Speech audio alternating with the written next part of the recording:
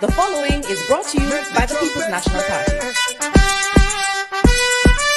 Make the trumpets play. Jamaican people want better. Economy coming like stormy weather. Ancestors are turning on them grave. To get champion, we can do it together. When we look to the future of precipice, we see Jamaica needs the vision of the PNP. People said the bag of promises, them can't carry go shop. And the crime rate getting higher, wonder when it does now come Rex. Jamaican people want better. Economy coming like stormy weather. Ancestors are turning on them grave. To get champion. The proceeding was brought to you by the People's National Party. The following is brought to you by the People's National Party. Make the trumpets play. Jamaican people want better. Economy coming like stormy weather. Ancestors are turning on them grave. To get champion, we can do it together. When we look to the future of precipice, we see Jamaica needs the vision of the PNP. People said the bag of promises, them can't carry go shop. And the crime rate getting higher, wonder when it does now come Rex. Jamaican people want better. Economy coming like stormy weather. Ancestors are turning on them grave. To get champion. The proceeding was brought to you by the People's National Party. The following is brought to you by the People's National Party. Make the trumpets play. Jamaican people want better. Economy coming like stormy weather. Ancestors are turning on them grave. To get champion, we can do it together.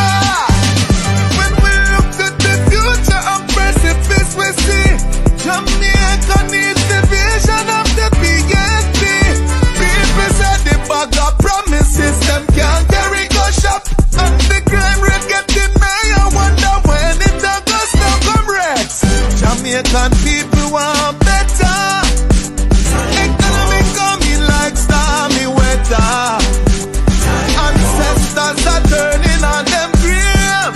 To get champion. The proceeding was brought to you by the People's National Party. Jamaica, your voice matters now more than ever. If you're 18 or older, make sure you're enumerated and on the voters list by the 30th of September. This is your chance to shape our future. Don't let it slip away. Remember, your vote is your voice. Together, we can make the change we need. For more information, visit markgoldingja.com/voters-guide. Let's do this, Jamaica. Hello, welcome. Happy Friday. Happy Friday to those in television. Happy Friday to those in television land. Happy Friday to all our silent supporters. Happy Friday to everyone in the chat. Thank you so much for tuning in. Really appreciate your continued support and endorsement. Tonight's topic is Jamaican government corruption on steroid with your host, Byron and Anne-Marie. And just a reminder, guys, please remember to support Daisy Magazine. Go to maxter.com/p/Daisy and show her some love. Subscribe to her magazine subscription. And also, guys, please remember the One Jamaica Legal Defense Foundation to continue supporting. It's for a very good cause. So support the One Legal Jamaica Defense Foundation at .net. That's where you can go and donate. So let me just welcome those in the chat. Sonia Foster, Loris Beckford, Don Mel, Dorothy McCoy, Pamela Okolo, Jeanette Letts, Andrea Hunt, Univaso, Mervyn James, Rennie Swaby, Truck Life, Carla Ebanks, Devon Watson, Liza Woods, Ladrick, Maxine Fraser Bell, Cooking with Miss Brown. All right. Jordan Hyman, Sports Hub, Barbara Finley, Carol Hewitt, John Pugh, Sweet Pea, G. Angel, Carla Ebanks, I think I said Carla already, Sadie Dunn, Florence Brown, Monica Hall, Reggae Girl, Ladybug, Patel Cruikshank, Andrew Vassell, Jean Royalty, welcome, welcome. And I want to say thank you to Michael. He's our newest channel member. Welcome, welcome, and thank you so much for the support. And also, guys, remember when you come in, thumbs up the live, share us out if you can. And if you're new to the channel, please show us some support by subscribing. Andrew, welcome, welcome. Happy Friday. Sorry, I thought I called your name. Maybe I didn't. Sorry. And you know, see me. See you, Andrew. Happy Friday. Sorry about that. Was an oversight. So without any further delay, I'm just going to hand over to Baron, who will start the discussion, and I will welcome persons as they come in. And as usual, if I lose control of the chat, it will be an umbrella welcome. All right. Thank you, wife, here, as usual, for that wonderful precursor there. And let me just reinstate the fact that, of course, we appreciate all subscribers who have been following us from day one, and those new subscribers that joined us. We want to say a big thanks to you all. And as I always say, you know, without you, there is no us, right? Because, of course, you know, working together to make sure that we bring a better Jamaica. And it is fundamentally serious as it relates to, you know, these times that we are going through and, you know, seeing the rock of ages with our political system, right? And of course, we want to do solid research and present the truth so that we can have our electorate make an informed decision. Right, before I start, I want to take this opportunity to big up Bolo, V and R, right? And I want to say very articulate in his analysis. I want to say, big up Bolo, VNR, for the good work that you have been doing in analyzing the data. I presented the issue Tuesday as it relates to the $47 million that the Prime Minister claimed that he took in the political system. And so then we, you know, as it relates to the public court of opinion, let me say that we are to the contrary as it relates to, you know, him, you know, bringing in $47 million in the political system. What do I mean? Is that the source of funds cannot be explained. And that is the situation that plaguing Andrew Holness as it relates to illicit enrichment and, of course, the difficulty that he has, right, with, you know, the situation of having his statutory declaration certified. This is ultimately important. Ultimately important that we can't have someone at the helm who is dishonest. We can't have someone at the helm who believe that, you know, the treasury, the people's treasury, is his personal bank account. We can't have that. And more so tonight, we are going to prove as it relates to, right, Andrew Holness administration, right? And, you know, the series, you know, of illicit enrichment activities. And so that's why we have the illicit aid, right, in their predicament. right? So that is where we start. We stand. Now, let me say this to our Jamaican people and what we are going to prove tonight, right? We are going to prove a few things tonight. One, how Andrew Holness administration, right, allowed to manipulate the criminal justice system. How his administration, right, inch and having the criminal justice system corrupted. I want to point out, because when we talk about the criminal justice system, right, you know that we are making reference of 3 columns. So I want to put the judiciary aside, because I believe that the judiciary, right, I would give them 90% of the time that the judiciary, right, as it relates to jurisprudence, is solid. Fenji Hadzik, so Andrew Holness called state of emergency to prevent the people from going to the conference. That's nasty bastard. And you know what? Keep up that. Keep up that. This is what we are talking about.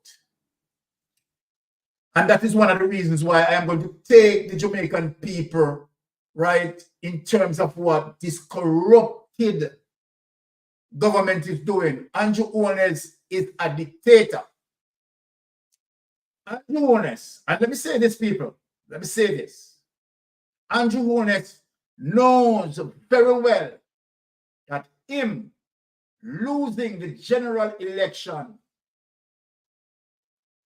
he is going to face the judiciary.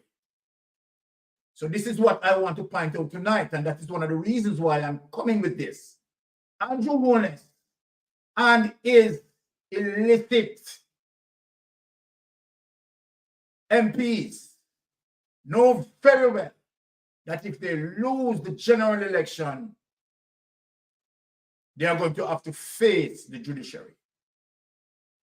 Now we have seen so much diversion tactics as it relates to what Cliff Hughes came out with, right?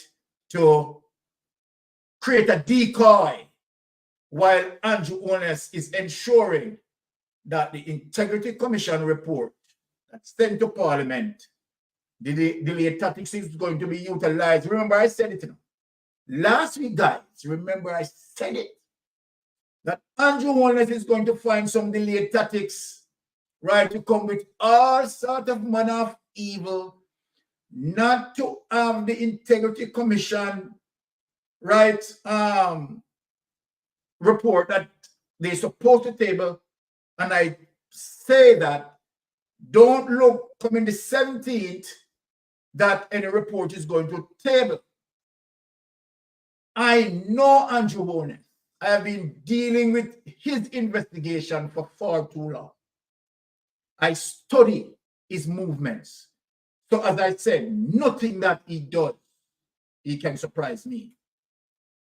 Now, let me show you what we are going to go through, and that's why it's important tonight to draw a reference to show you how Andrew Holness corrupted, right, a portion of the criminal justice system, which is the investigation branch of the criminal justice system and the prosecution branch of the criminal justice system, right?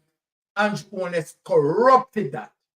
And so then the investigation branch of the criminal justice system and the prosecution system, they are making their endeavor best not to have Andrew Holness situation as it relates to illicit enrichment, right, get into the judiciary. Because, let me say this, people, if it goes into the judiciary, Andrew Holness is going to be, this is my opinion. This is my subjective opinion. My subjective opinion that if Andrew Holness situation as it relates to illicit enrichment venture into the judiciary, that he's going to be found guilty. That's my opinion. Now, let me show you, right, as it relates to the effort and why I say, right, as it relates to the criminal justice system bending, right, towards Andrew Holness, right, rulership in terms of dictatorship style. And they are working with Andrew Holness, of course. So the first document that I'm going to bring to the floor, Dan Mel said, Papa Doc of Jamaica. No doubt about that, right? And so then we're going to break it down because I like to put things in a chronological sequence so it's clear for anyone to understand, right? Now let us look at Jamaica Observer. I am going to show you patterns of behavior. And let me speak to you.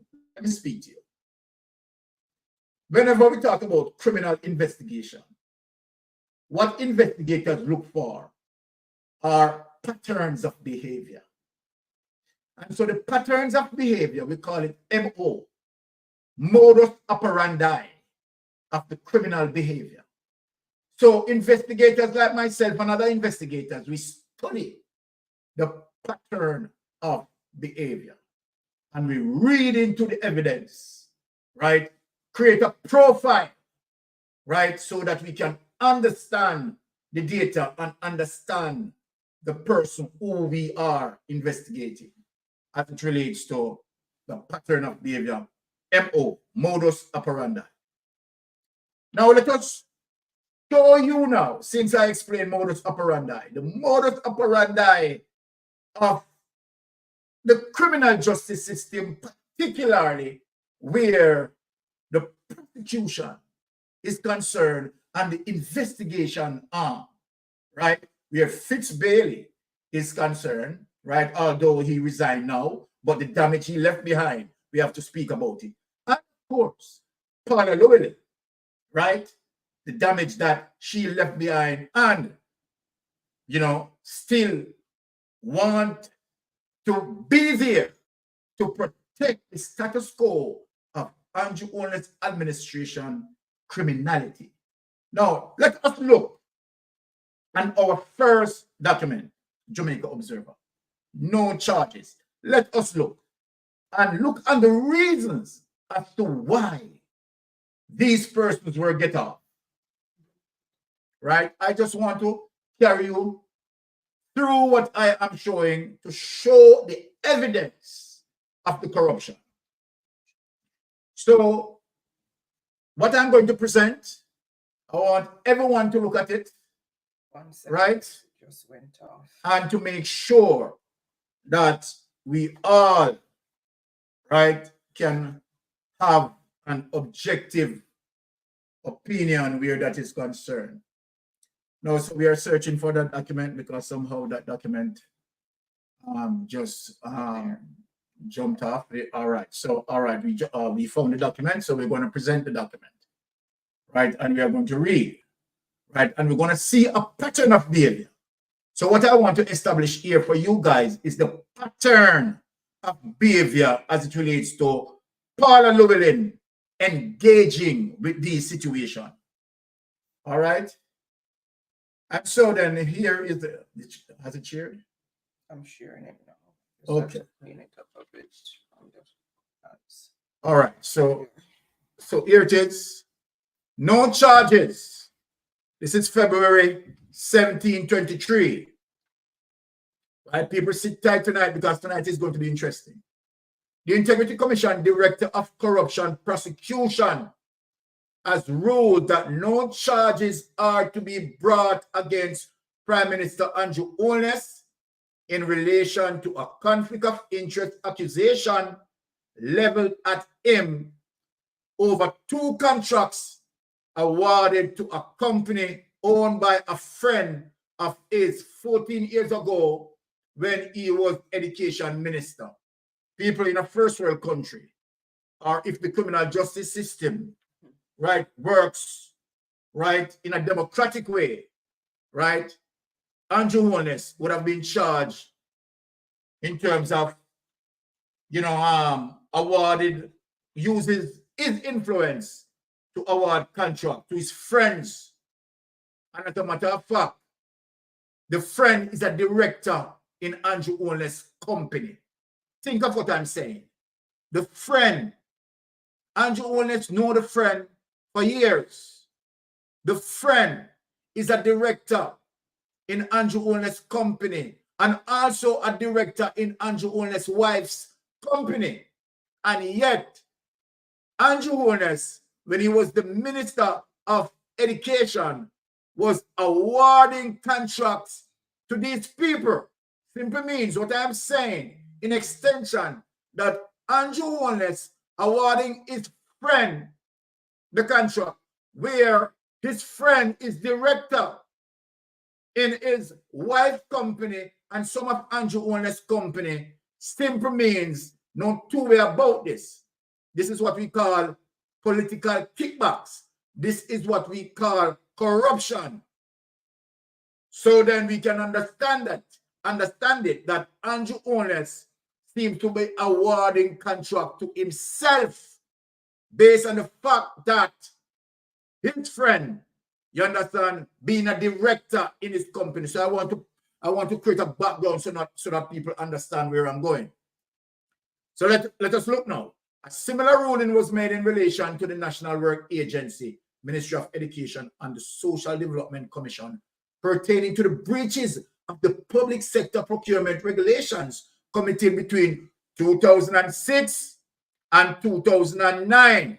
Now, people remember last Tuesday when Andrew Holness have an interview with Nationwide, Abka Fitz-Henley, and where he spoke about $47 million, right, that he brought in. Now, here is the investigation timeline, and where, based on my opinion, right, my opinion, that some of the money could come from this situation. So let me just say that loud and clear, that some of the money may have come from this situation between 2006 and 2009. And so then, let us go on. The ruling signed by Director of Corruption Prosecution, Teacher Prince Kamika, on January 12, 2023 was made public on Thursday, 2 days after the Integrity Commission tabled in Parliament its October 4, 2022 report on its investigation, in which it stated that Holness had been referred to the Director of Corruption Prosecution. Let us look on why he has been referred. In its report, the Integrity Commission said its Director of Investigation had probed allegations that contracts had been awarded to Westcon Construction Limited between February 2007 and November 2009, and that there is a connection or relationship between Holness and the properties in terms of what I was talking about. His name is Robert Gavin and Donovan Simpson. According to the commission, the investigation sought to ascertain inter alia, A, the nature and particulars of government contracts that were awarded to Westcon during the relevant period. B, the nature and extent of the relationship between Holness and the Director of Westcon contract. Because what Holness should have done, right, should have made this relationship known that he knows him. You understand? Before the as it relates to the procurement guidelines, he should have made that clear, right? And so then giving other persons the rights and opportunity to bid on this contract, as opposed to giving, you understand, Robert Garvin contract, where the same Robert Garvin, you understand, is a director in some of his companies. Let us go to see the extent of the involvement, if any, of Holness in award of the government contracts to Westcon, and D, whether the circumstances surrounding the award of contracts or the processes utilized by the Ministry of Education, Youth and Information, the NAA and the SDC was devoid of irregularity. You heard it, people? Irregularity and impropriety, and was fair and transparent. So then what they are saying, that as a result of Andrew Holness know this man for 20 years, and as a result of him being a director in his own company, it was not fair for Andrew Holness to award him all those contracts. Those contracts should put out and other person should bid on the contract.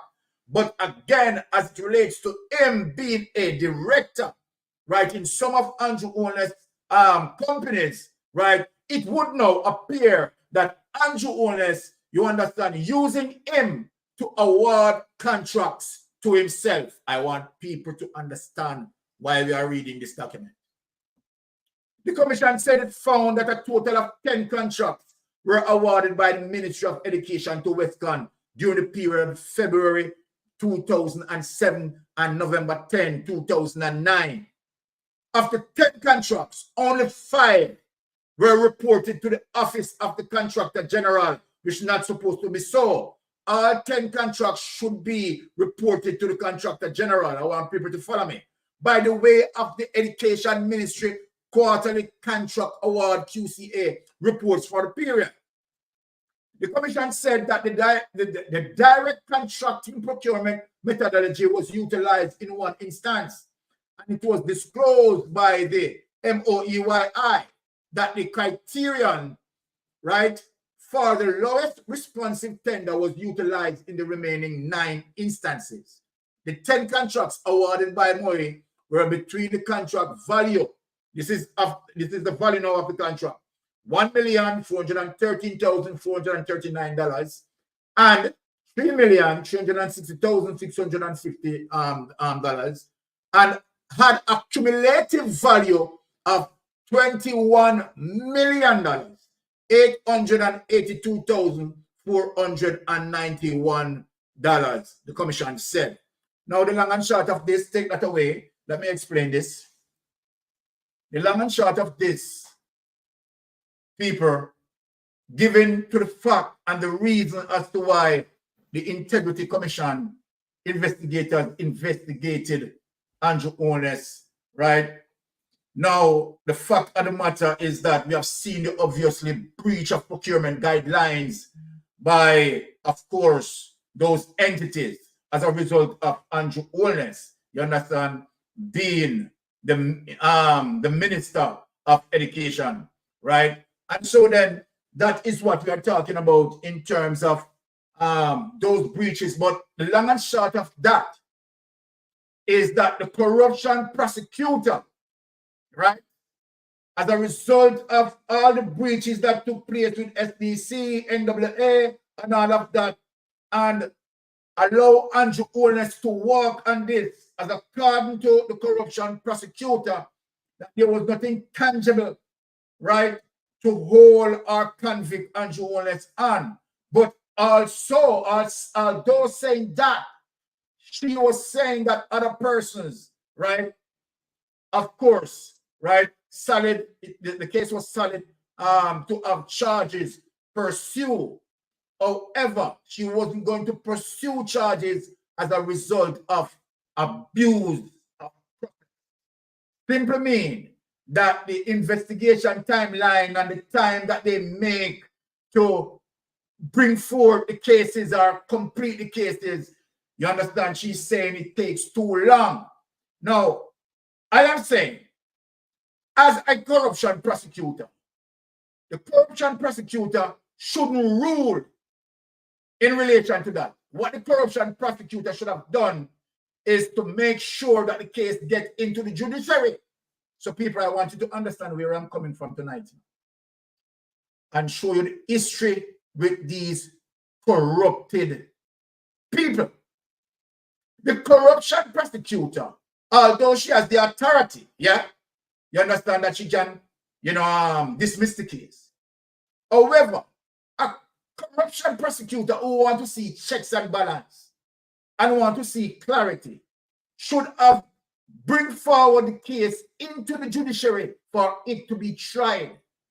And if they found guilty, of course, they will be penalized. The corruption prosecutor avoided that insane abuse of process.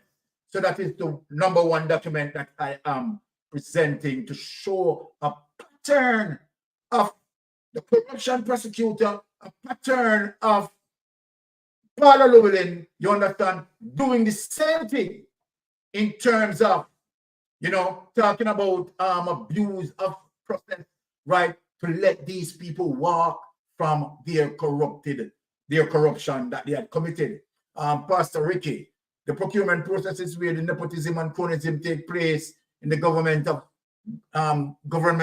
contracts award to themselves and their friends. Yes, Pastor Ricky, you're 100% right.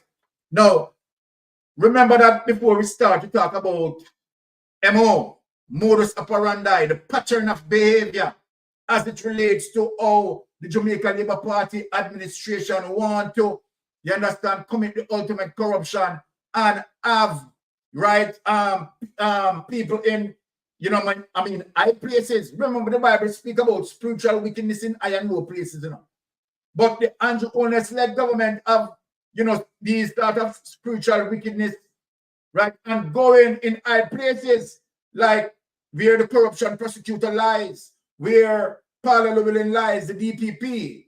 So let us look now that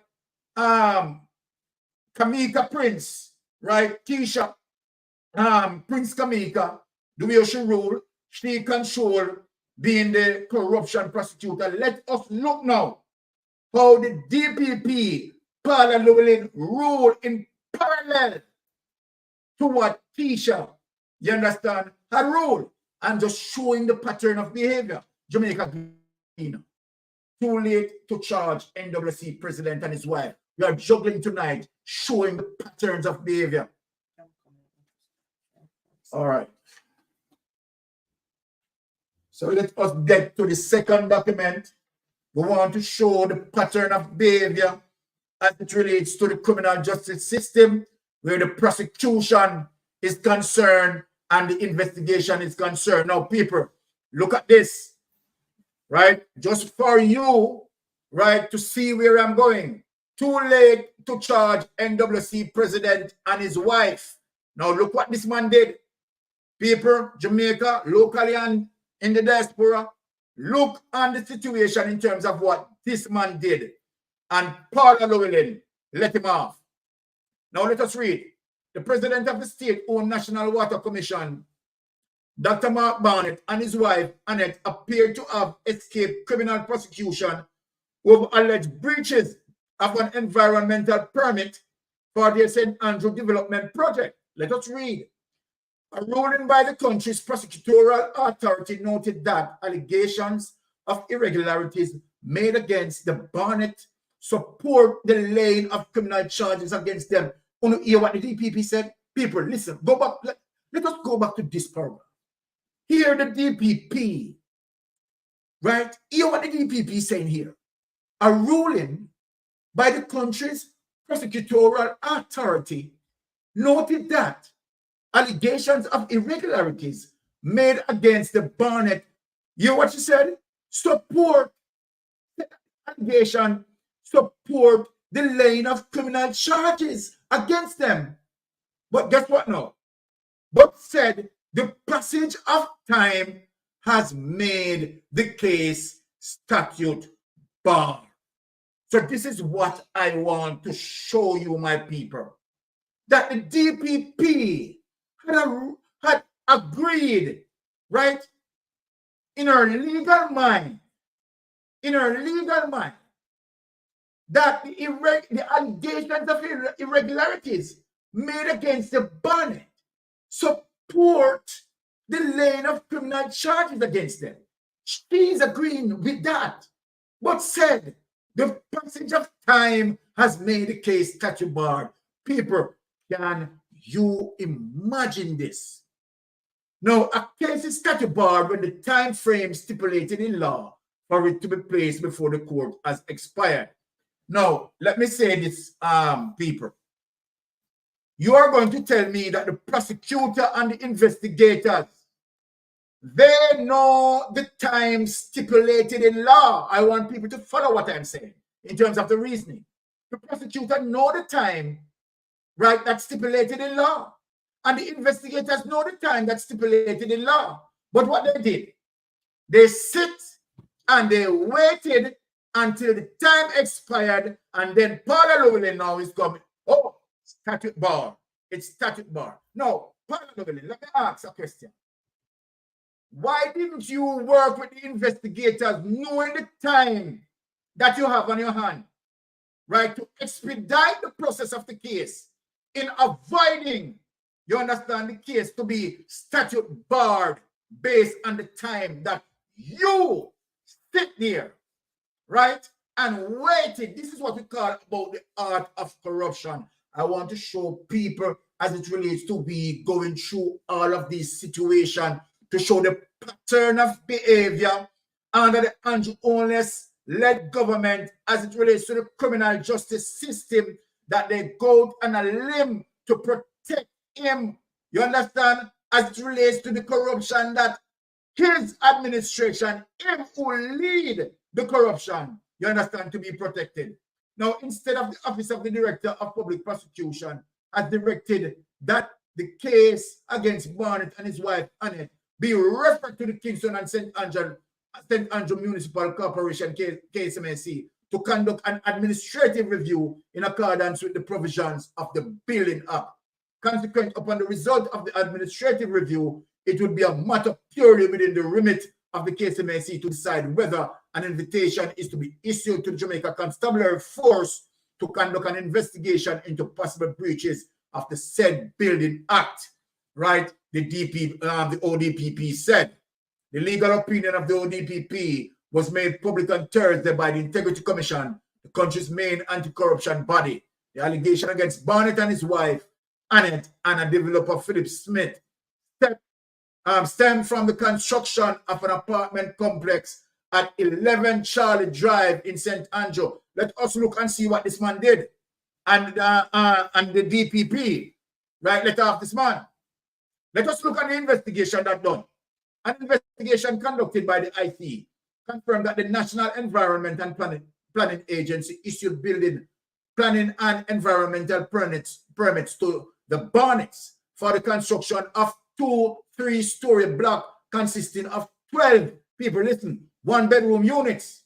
However, the Director of Investigation and the Integrity Commission, Kevin Stevenson, concluded in a staffing 90-page report made public last October that the development, people, listen to what the corruption done, now listed as completed, consists of 6 2-bedrooms. Right? Remember up here, it should be consist of 12 1-bedroom units. But look down here, it now consists of 6 2-bedroom units and 6 3-bedroom units. A breach of the guidelines, in breach of the permit issued. Take that away. Take that document away. So these are the ways and means in terms of the criminal justice system, right? Working for Andrew Holness, obviously, not the people of Jamaica, right? The criminal justice system as it relates to the prosecution and the investigation arm, right, doesn't have the common decency, knowing that, right, they are working for the people of Jamaica and not Andrew Holness administration. Now, why did I show those documents?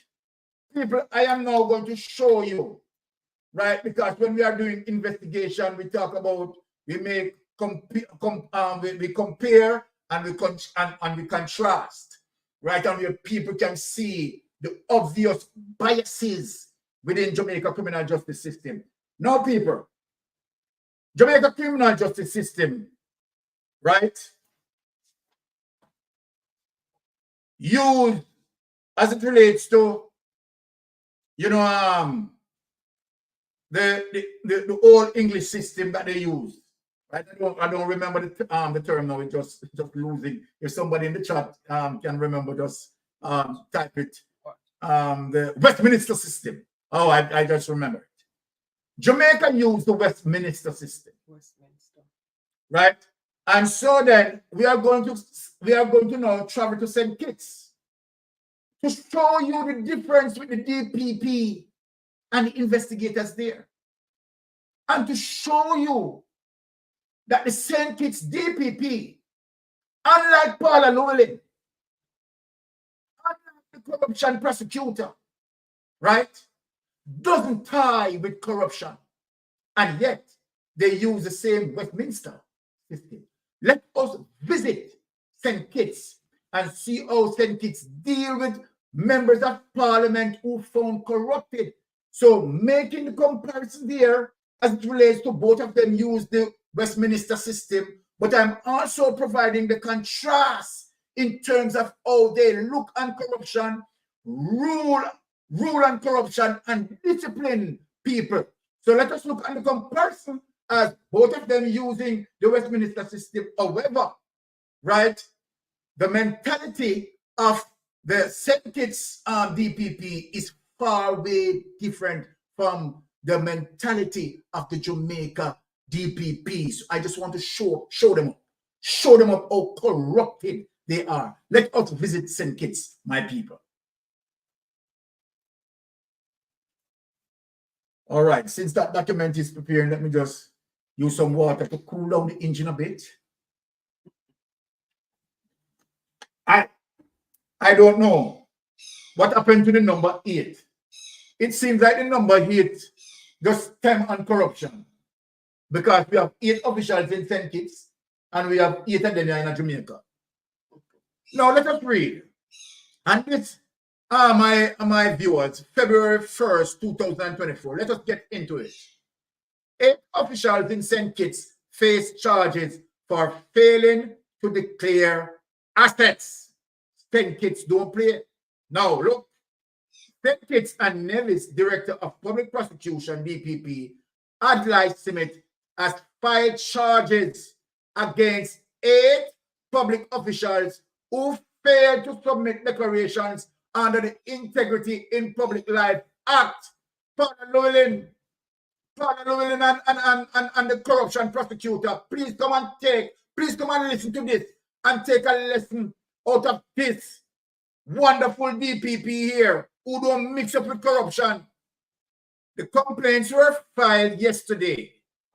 Smith had given all public officials with outstanding declarations until January 26 to comply with their statutory obligation. Comply with what? Their statutory obligation.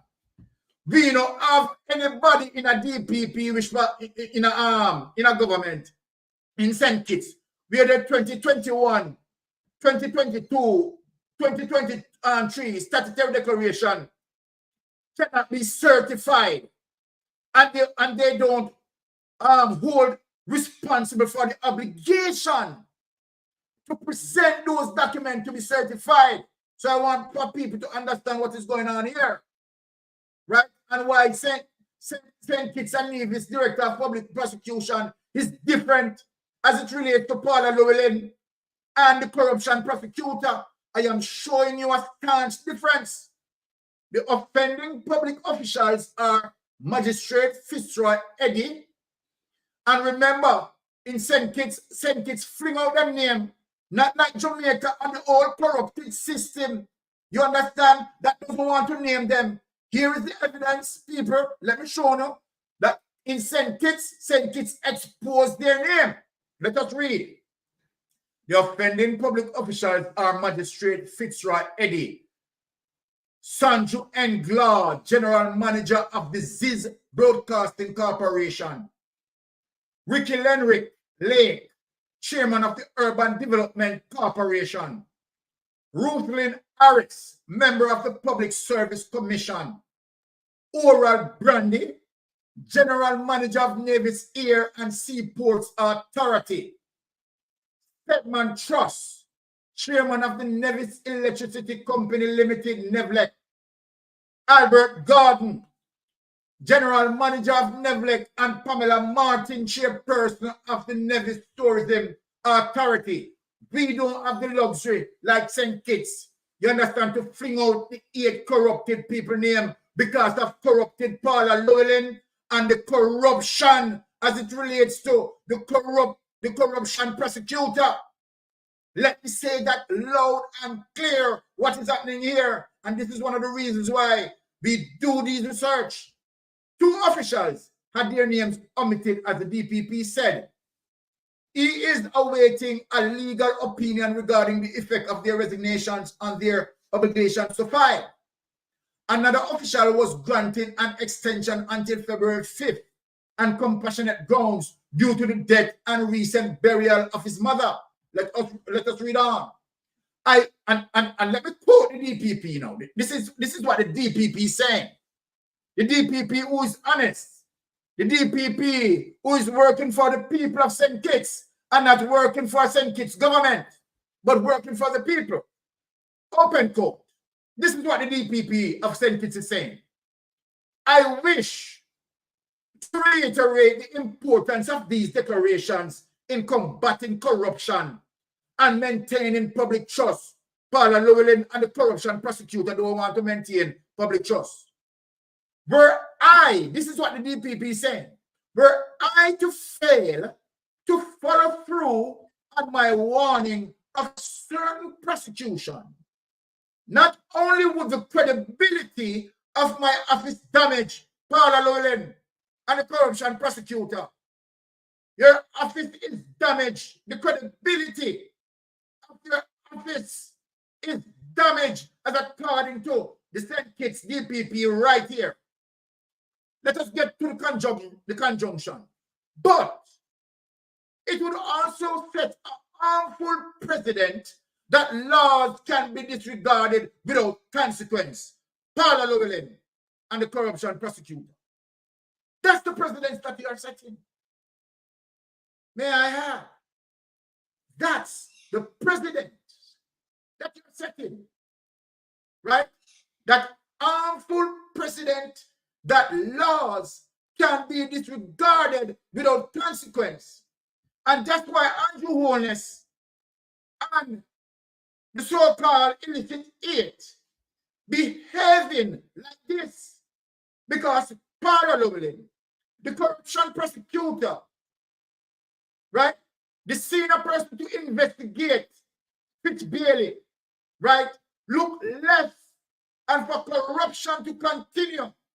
And so then, as a result of that, now in Jamaica, a harmful precedent, right, set in disregarding, right, that laws can be disregarded without consequence. And that's why Andrew Holness feels this way, right, that he is on top of the world because he controls the criminal justice system and nothing can touch him as it relates to the criminal, as it relates to the prosecution arm of the criminal justice system and the investigation arm of the criminal justice system. And this is sad.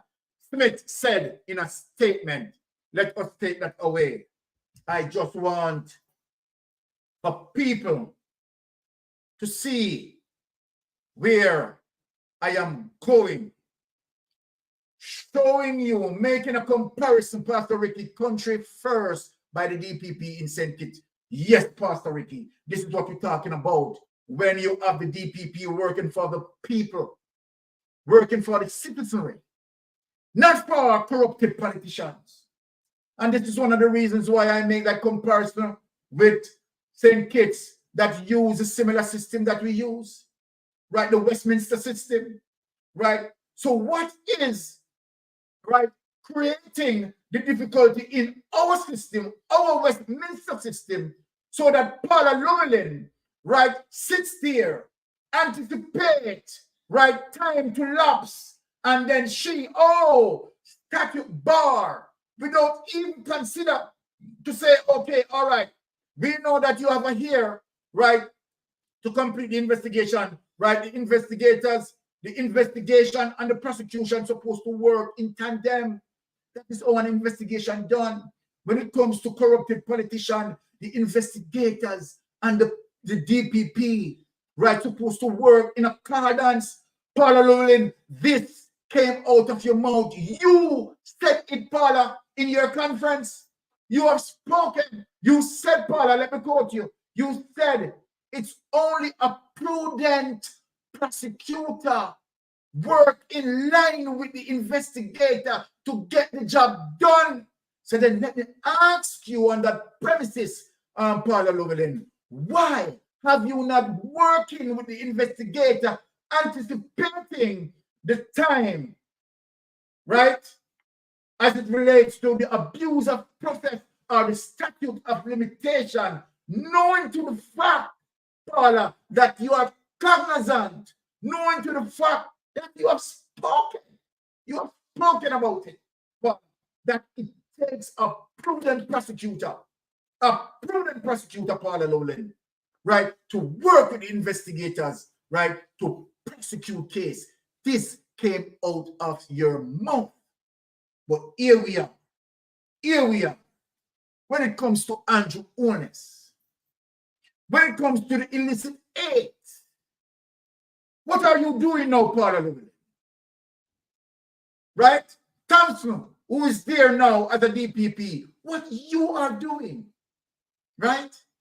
Waiting for time to lapse, right? Because the corruption sweet. Everyone is eating out of the trap.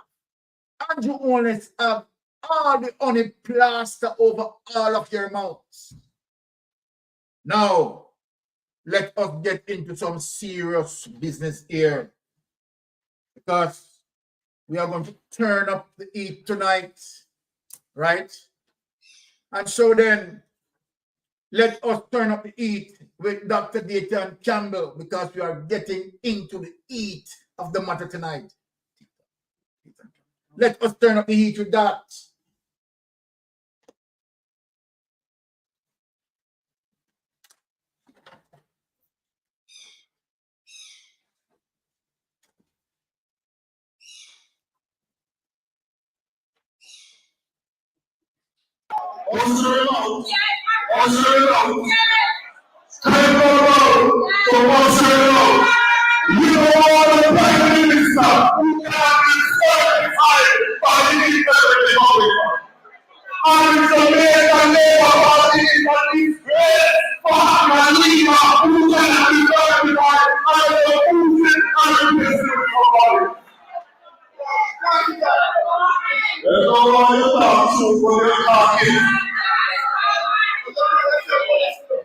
No, they can't send police to me. I'm telling you right.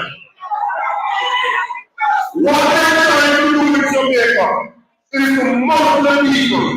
They want to tell you that right is wrong and wrong is right. And when people go there and talk, all of a sudden they are set from here.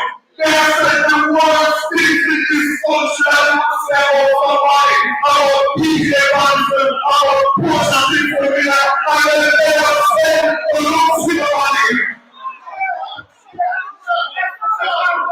There is grace for me. I said never send police to lose your money. But I'm just saying not to who is it was send people to Lucio. Last 65, son of Maria said, who will want is going to be a candidate. Second woman that will be on that pedestal. Yes, but I will go for me on that.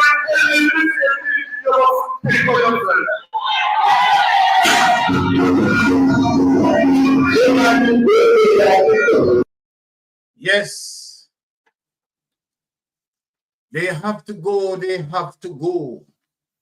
Corruption has to go.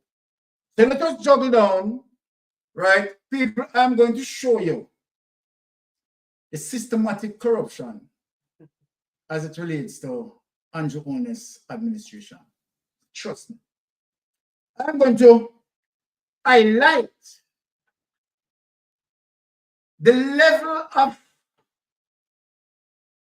how should I put it, darkness, evil, when it comes to Andrew Holness. Now, we are seeing, and this is one of the reasons why mainstream media, right, they are losing a lot of credibility, right, as it relates to solid investigative journalism. Many of the issues, right, that surrounding Andrew Holness, dead silent. They don't want to speak on it. Because of what, of course, Andrew Holness makes sure that he also have the PBCJ, right, in his office. So then suppress this sort of behavior, dictatorship style behavior, and allow at the same time is propaganda media to come out and speak all sorts of things and act in a way as if, who, I don't know nothing, right? Did Nationwide say that? Did Jamaica Observer? Did Jamaica Observer do that? I am innocent, I don't know nothing. Andrew Holness is the orchestrator of everything that is going on. This is how Andrew Holness poisoned the political process. Just look what he's cleverly done as it relates to the move that is now as it relates to the PNP conference. But want to, you understand, show a monkey wrench. You understand, in the PNP conference, you see what he did? You see what he did? That's Andrew Holness for you. But anyway, let us get into TikTok, Chops Media. Let us get and show you the level of corruption that is going on here.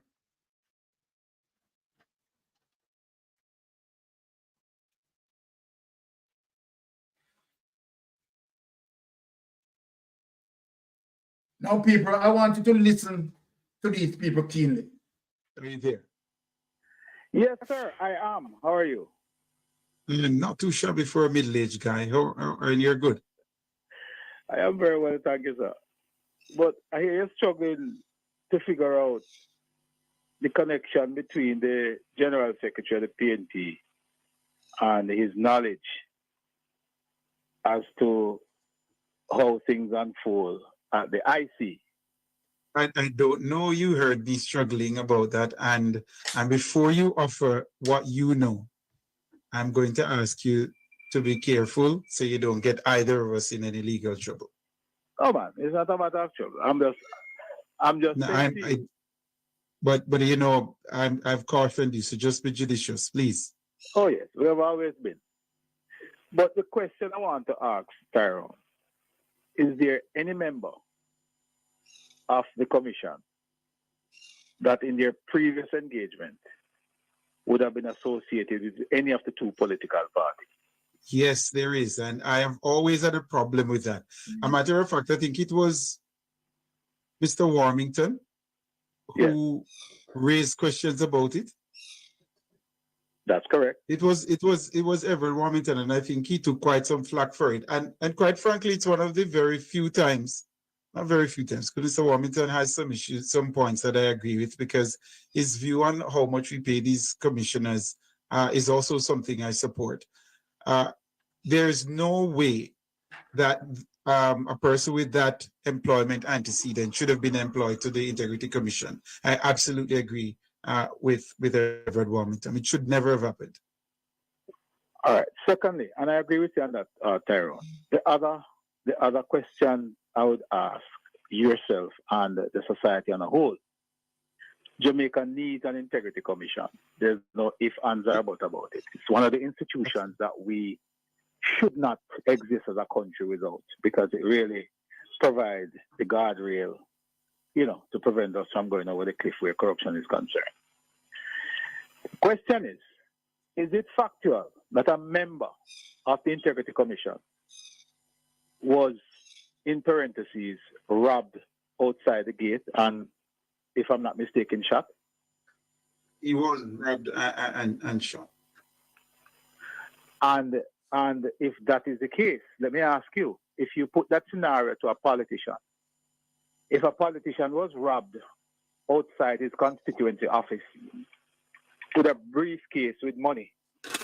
I want to say a briefcase load of money because we still don't know what the amount was and what it was for.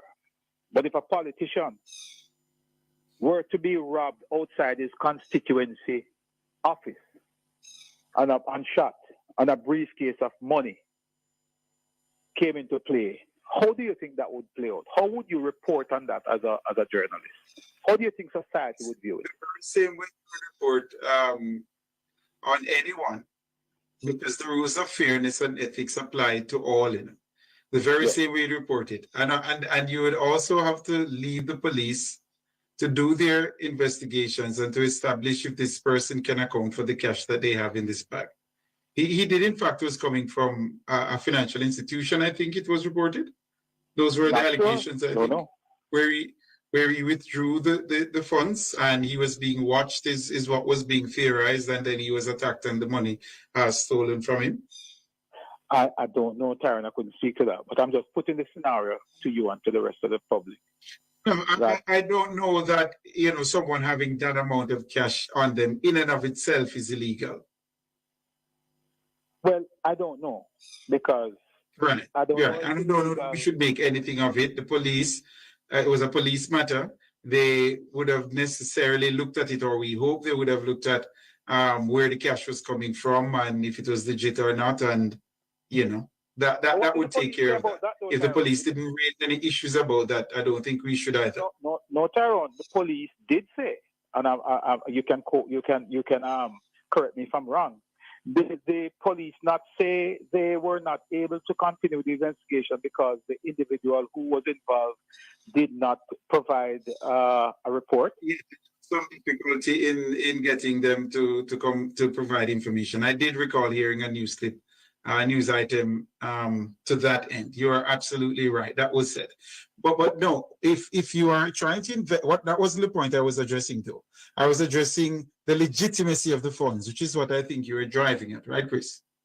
To some extent, because right, and I'm saying that was never brought into question. Right, but Tyrone, I don't know if legitimacy of funds you can chalk it up to the amount, the quantity, because $20,000 could be illegal. It depends on how it was garnered. So it doesn't matter if it's $1 million, $2 million, or $20,000. It is how, it is what it was used for, that sort of thing. So I don't want to get too caught up with the amount of money to determine whether or not it was illicitly gained or it was legal. I don't know. But what I think the Jamaican society needs to know and needs to be told, we need to know what is the nature of that investigation, because had it been a politician in this exact same scenario. No, let us take that away. And people, the reason for me to play that clip, right? Chris, aka Chopper John, right? And the CNN broadcaster, right? Hypocritically trying to burn down the Integrity Commission investigators and paint the most negative things towards them. But while Chris is doing that, Chris, aka Chopper John, is in the art of the corruption. People, look, while Chris Chopper John, right, is talking about, Integrity Commission, him, Chris, is in the art of the corruption. Let us speak the corruption that Chopper John involved. Chopper John, as we speak, is the project manager for the Western Regional Children Hospital. Chopper John is the project manager there. Chopper John, right, has no qualification relating to him being a civil engineer, nothing like that. Chopper John is a F&B person, food and beverage person, certified in food and beverage. And here is Chopper John, right? Being the project manager, doing a civil engineering work, and probably getting more pay than a real civil engineer.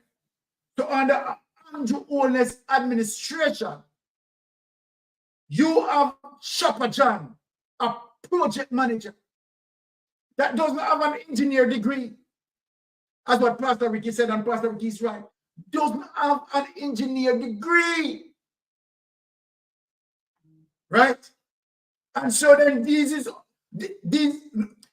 sort of behavior is why $1.7 trillion, $1.7 trillion of our treasury cannot be accounted for. And in the same breath, the people, the right people who are supposed to get the job, the technocrats, Andrew Holness overlooked them. Andrew Holness overlooked them. And that is one of the reasons why also some of the roads that he had done in St. Thomas, right, the so-called carpet that he laid, you see what is happening? You see what is happening? Because this is how the nepotism turn up. Now, Chopper John is now vlogging on behalf of the Jamaica Labour Party. And so then now, this is how now the Jamaica Labour Party awarded him. Because Chopper John been vlogging from the Jamaica Labour Party from 2020. Coming up, you understand? So then this is how he has been awarded. This is what we call the heights of corruption, nepotism, cronyism, and skullduggery. Chopper John has no engineering degree. He's not a civil engineer, not an architect. Nothing like that. Right? Can Chopper John read a blueprint? I don't even know. But yet Chopper John is the project manager for the Western Regional Children Hospital. This is the height of corruption. But let me tell you something. When it comes to, and there they are, with the misinformation and disinformation, want to know, put, right, the Integrity Commission in a negative light. But let me tell you something, people. The reason why we are juggling this down, people, Jamaican people, let me tell you something. When Mr. Cliff Hughes run out and he read the report, a portion of the report that he got as it relates to what the Integrity Commission put out, Mystic Sensation is telling you this. There is a lot more there. There is a lot more there. But this is their plan. To have Cliff Hughes come out and push out something, right? To create a narrative that, you know, it's only 4 accounts and, you know, nothing not coming up it. And I mean, it doesn't even reach the threshold for it to be investigated, just 380,000. It's a nothing burger. So while they say that and they created that narrative, Andrew Holness, right, and his corrupted administration is going to ensure now that, guess what? People don't get the true value of the Integrity Commission report. And the Integrity Commission now can't speak on it because Section 53, subsection 3. So I want to show you how Andrew Holness is working on the cards. You understand? Using Section 53, subsection 3 to muzzle the Integrity Commission while have his agents sending information to Big Mama, right? And while Big Mama now put out that now to create a narrative, right? While the narrative created, what they are going to do now, suppress. You understand? So you are going to remember, people. I said, look at what Mystic Sensation is saying. When it comes to the 17, look if you are going to get that report table. Look, everything that I speak about Andrew Holness, if you see that it is true. Right? Because we properly research. You understand? Now, Now let us look at this to show you the corruption and to show you that they know. I'm going to prove it to you tonight. They know that crippling information as it relates to that report that the Integrity Commission sent to Parliament is there. Crippling information pertaining to Andrew Holness. Andrew Holness in a conundrum. Andrew Holness in a dire strait. Andrew Holness in serious bind. Now let us look. And if he wasn't in a serious bind, the G2K wouldn't be worried. But to show you how worried the G2K is and want to create mayhem in the streets against the Integrity Commission, let us look and see what the G2K is doing. G2K. Okay. Now, when you look on Jamaica Observer, you saw what they did in terms of their lives. But now they size up. They joined up now with G2K. So let us look, people, what they are doing. G2K urges Golan to disclose names of PNP politicians referred for corruption probe. People, you know that this is an utter lie. This is a lie from the pit of hell. But this is what now they wanted to do, to create a smoke screen in avoiding the report to be tabled. Yes, man, I am calling you out because that is exactly what you're doing, creating the smoke stream. The young professional arm of the Jamaica Labour Party, Generation 2000, is calling on People's National Party, President Mark Golan, to use the platform of his party's annual conference on Sunday. Yeah, also plan, you understand, for call state of emergency to stop him. To disclose the 5 PNP politicians who have been reported to the Integrity Commission for corruption. A month-long probe by the Jamaica Observer uncovered that 5 politicians linked to the PNP and at least 3 linked to the governing Jamaica Labour Party have been referred to the Director of Investigation at the Integrity Commission following allegation of illicit enrichment. This is how the Jamaica Labour Party, this is how Andrew Holness is leading Jamaica, right? This is how Andrew Holness is telling Jamaican youths of tomorrow to be divisive, to be conniving, to be corrupted, right? This is what Andrew Holness, because all of this is Andrew Holness' plan, right? Just imagine the lies, the blatant lies, right? 5 PNP, 3 GLP politicians reported to Integrity Commission for illicit enrichment. But we can continue to do no mayhem, you understand? But the Jamaican people know better than this, and every Jamaicans want to see the report tabled in Parliament. That is what we want to see. No form of distractions, no form of sideshow, no distraction, no sideshow around here.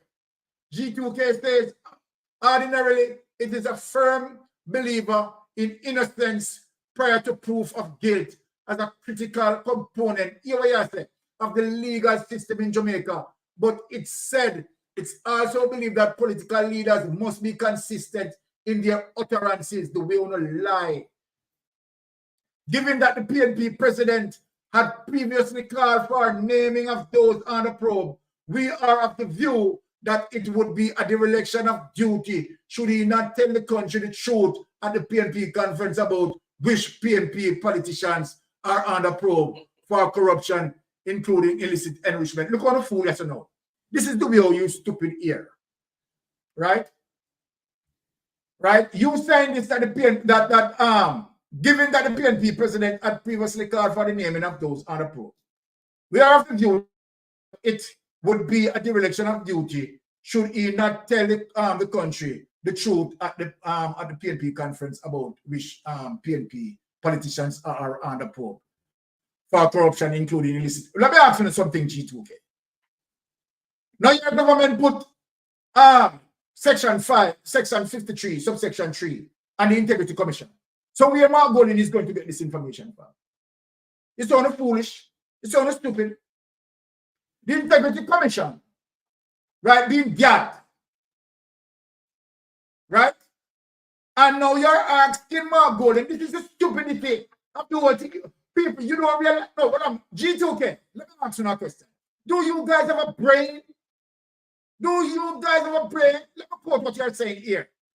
And let me put it to you what you're saying here.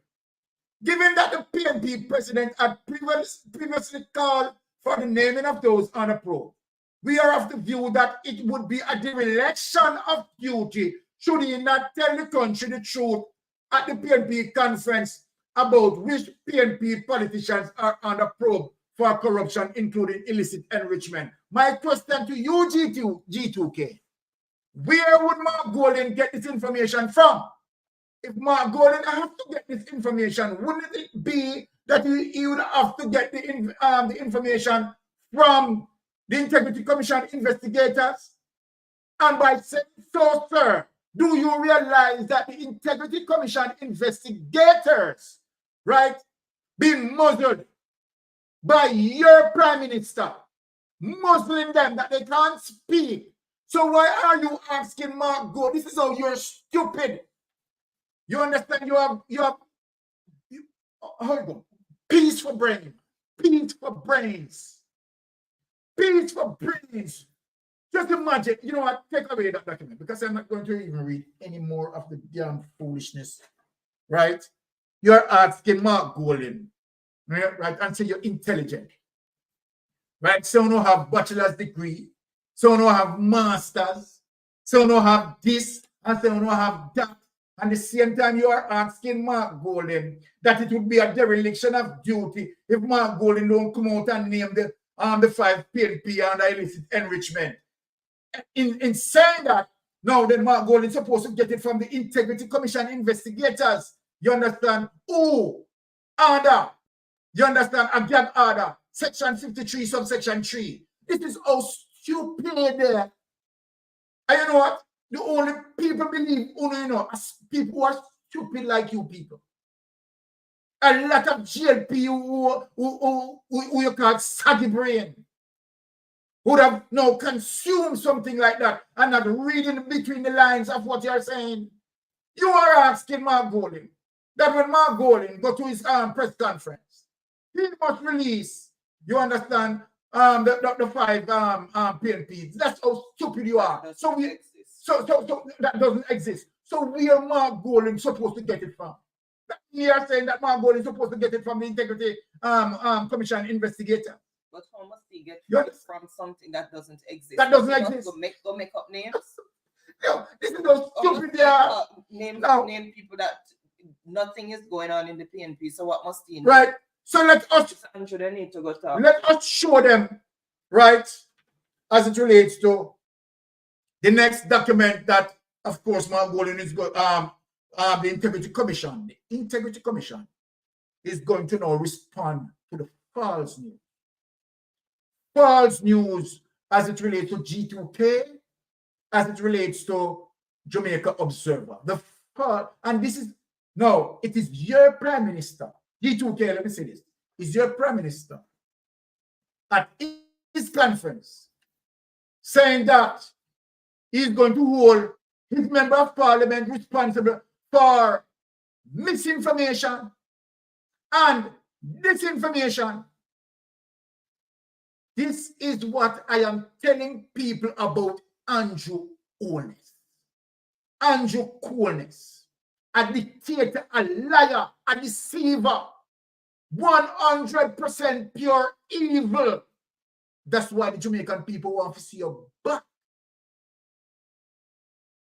Right? Promises that never been delivered.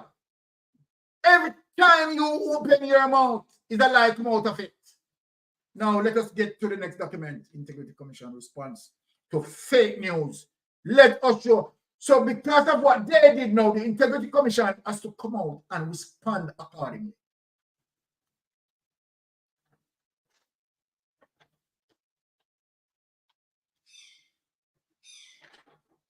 let us show the public, the world, that the Integrity Commission defend themselves. Now, the Integrity Commission for immediate release, September 12, 2024. Integrity Commission respond to the use of a fake IC Integrity Commission letterhead to circulate information on social media. You're so far GLP gone. You're so desperate, the Jamaica Labour Party is. You're so corrupted, the Jamaica Labour Party is, that they're gone to use a fake IC letterhead to circulate information on social media. Now, let me tell you something. Let me tell you something in a Jamaica Labour Party. Right? It is not we the vloggers so much hurting you, you know. What is hurting you, really and truly, the truth be told, is their set of lies. Is their set of lies that we have the ability to fact check. And trust me, sometimes I'm going to burn up the meter. Remember me telling you, the Integrity Commission wishes to inform the public that representations about 2 named members of Parliament and 1 mayor are currently being circulated on social media utilizing a fake Integrity Commission letterhead, right? The Commission denounces this development as being nothing short of reprehensible, abominable, and repulsive. The Commission is guided by Section 53, and you know what? Since I am doing that, honey, let me show the document that they, I send you that document, and it seems like you didn't click it. Hold on. Let me. Okay, go back for that document. Make we put that document. Exactly. Let us put that document to show you the length and breadth of the wickedness of the Jamaica Labour Party, what they did. What they did. Find that document. Yes, that is the document I need. This is the length and breadth of the wickedness, people. Right? I don't want to fall off track here. Right? Yes, let us. So we are back on track. I fall off track a little bit. This is the length and breadth of the wickedness, people. Right? To show you, you understand the viciousness of the Jamaica Labour Party.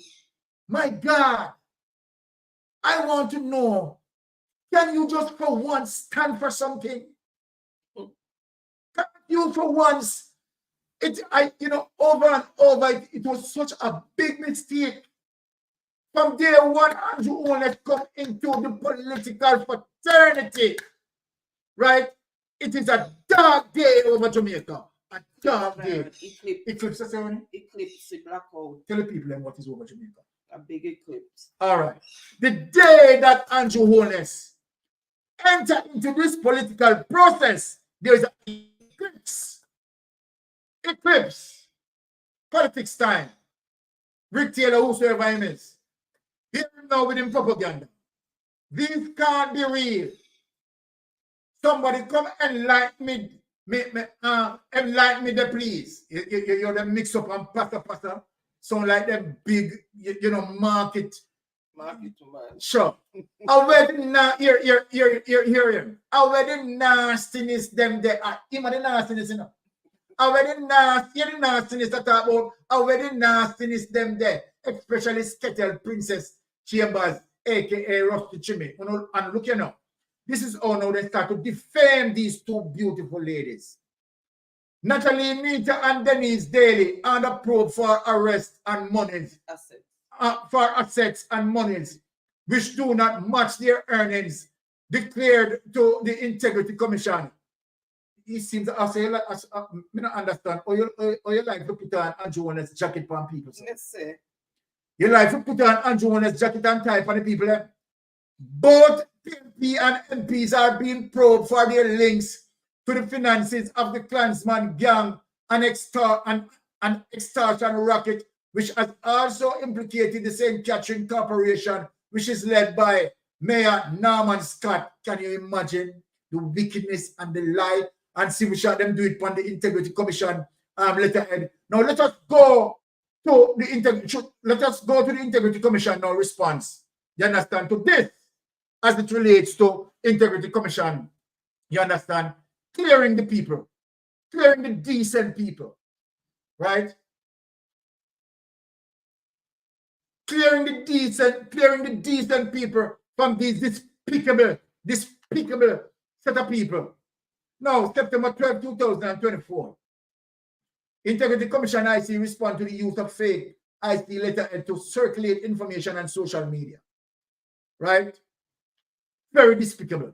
The Integrity Commission wishes to inform the public that representations about 2 named members of parliament and 1 mayor are currently being circulated on social media utilizing a fake Integrity Commission letterhead.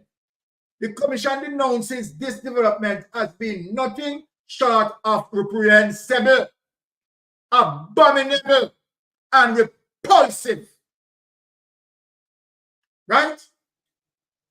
Reprehensible, abominable, and repulsive, which Andrew only fit in all categories of definition. The Commission is guided by Section 53 and 56 of the Integrity Commission Act 2017, which prevent it from commenting on the status of any specific investigation as what G2K want Mark Golin. We don't know if you want Mark Golin to go get information from the Integrity Commission. So here is where Integrity Commission now they say it now. So G2K, listen. You listen to G2K. The Commission is guided by Section 53 and 56 of the Integrity Commission Act 2017, which prevent it from commenting on the status of any specific investigation or referral that is related to the illicit enrichment. Consequently, any circulation which makes a contrary claim or which attributes same to the Commission is categorically fake. Take that away. Take that away. I'm not going to read any further. Right? Categorically fake. Right? And this is it as it relates to Andrew Owners and his demons. But we are touching them tonight. We are touching them. Now, without any delay, let us go to the YouTube clip. Prime Minister Andrew Owners' bank account got exposed. Let me show you something, people. Before I play this clip, let me say this to Jamaicans again, locally and in the diaspora. The Integrity Commission report that's sent to Parliament, I am telling you, Mystic Sensation is telling you that Bangarang did it. Bangarang did it. Anyway, let us play clip view. Okay. Let us juggle people.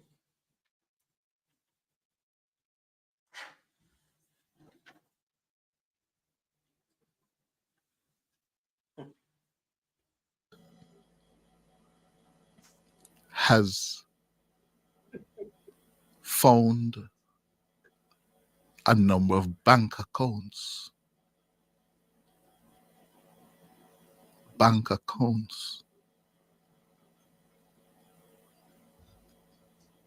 where the Prime Minister's name is attached to.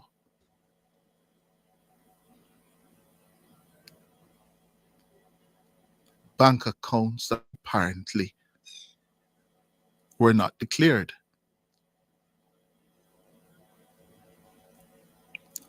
And this is where we want to see the report. Why were they not declared?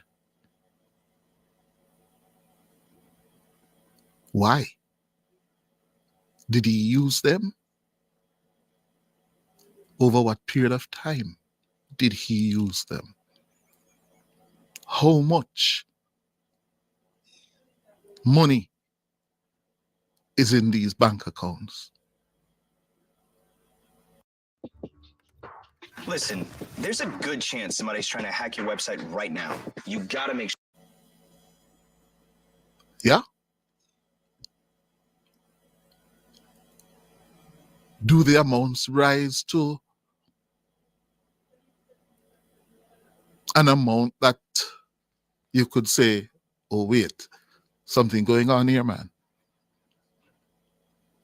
How much money in these accounts? Did he use them to do what?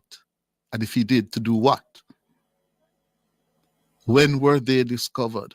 And what did the Integrity Commission say to him? Yeah? About these accounts when he did not declare them. Is it a fact that the Integrity Commission watched these accounts for 2-3 years? And what took place with them?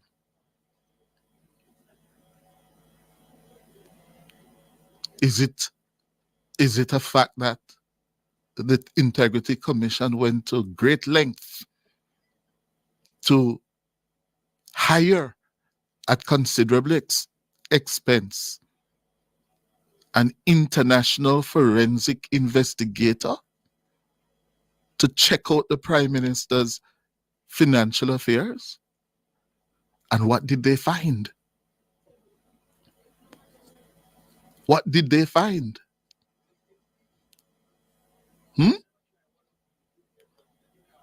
What did they find? Eh? What was the recommendation of the commission? What was the recommendation of the commission? Huh? And did they find unanimity in their recommendation? Did they recommend that the Prime Minister be charged? And charged for what?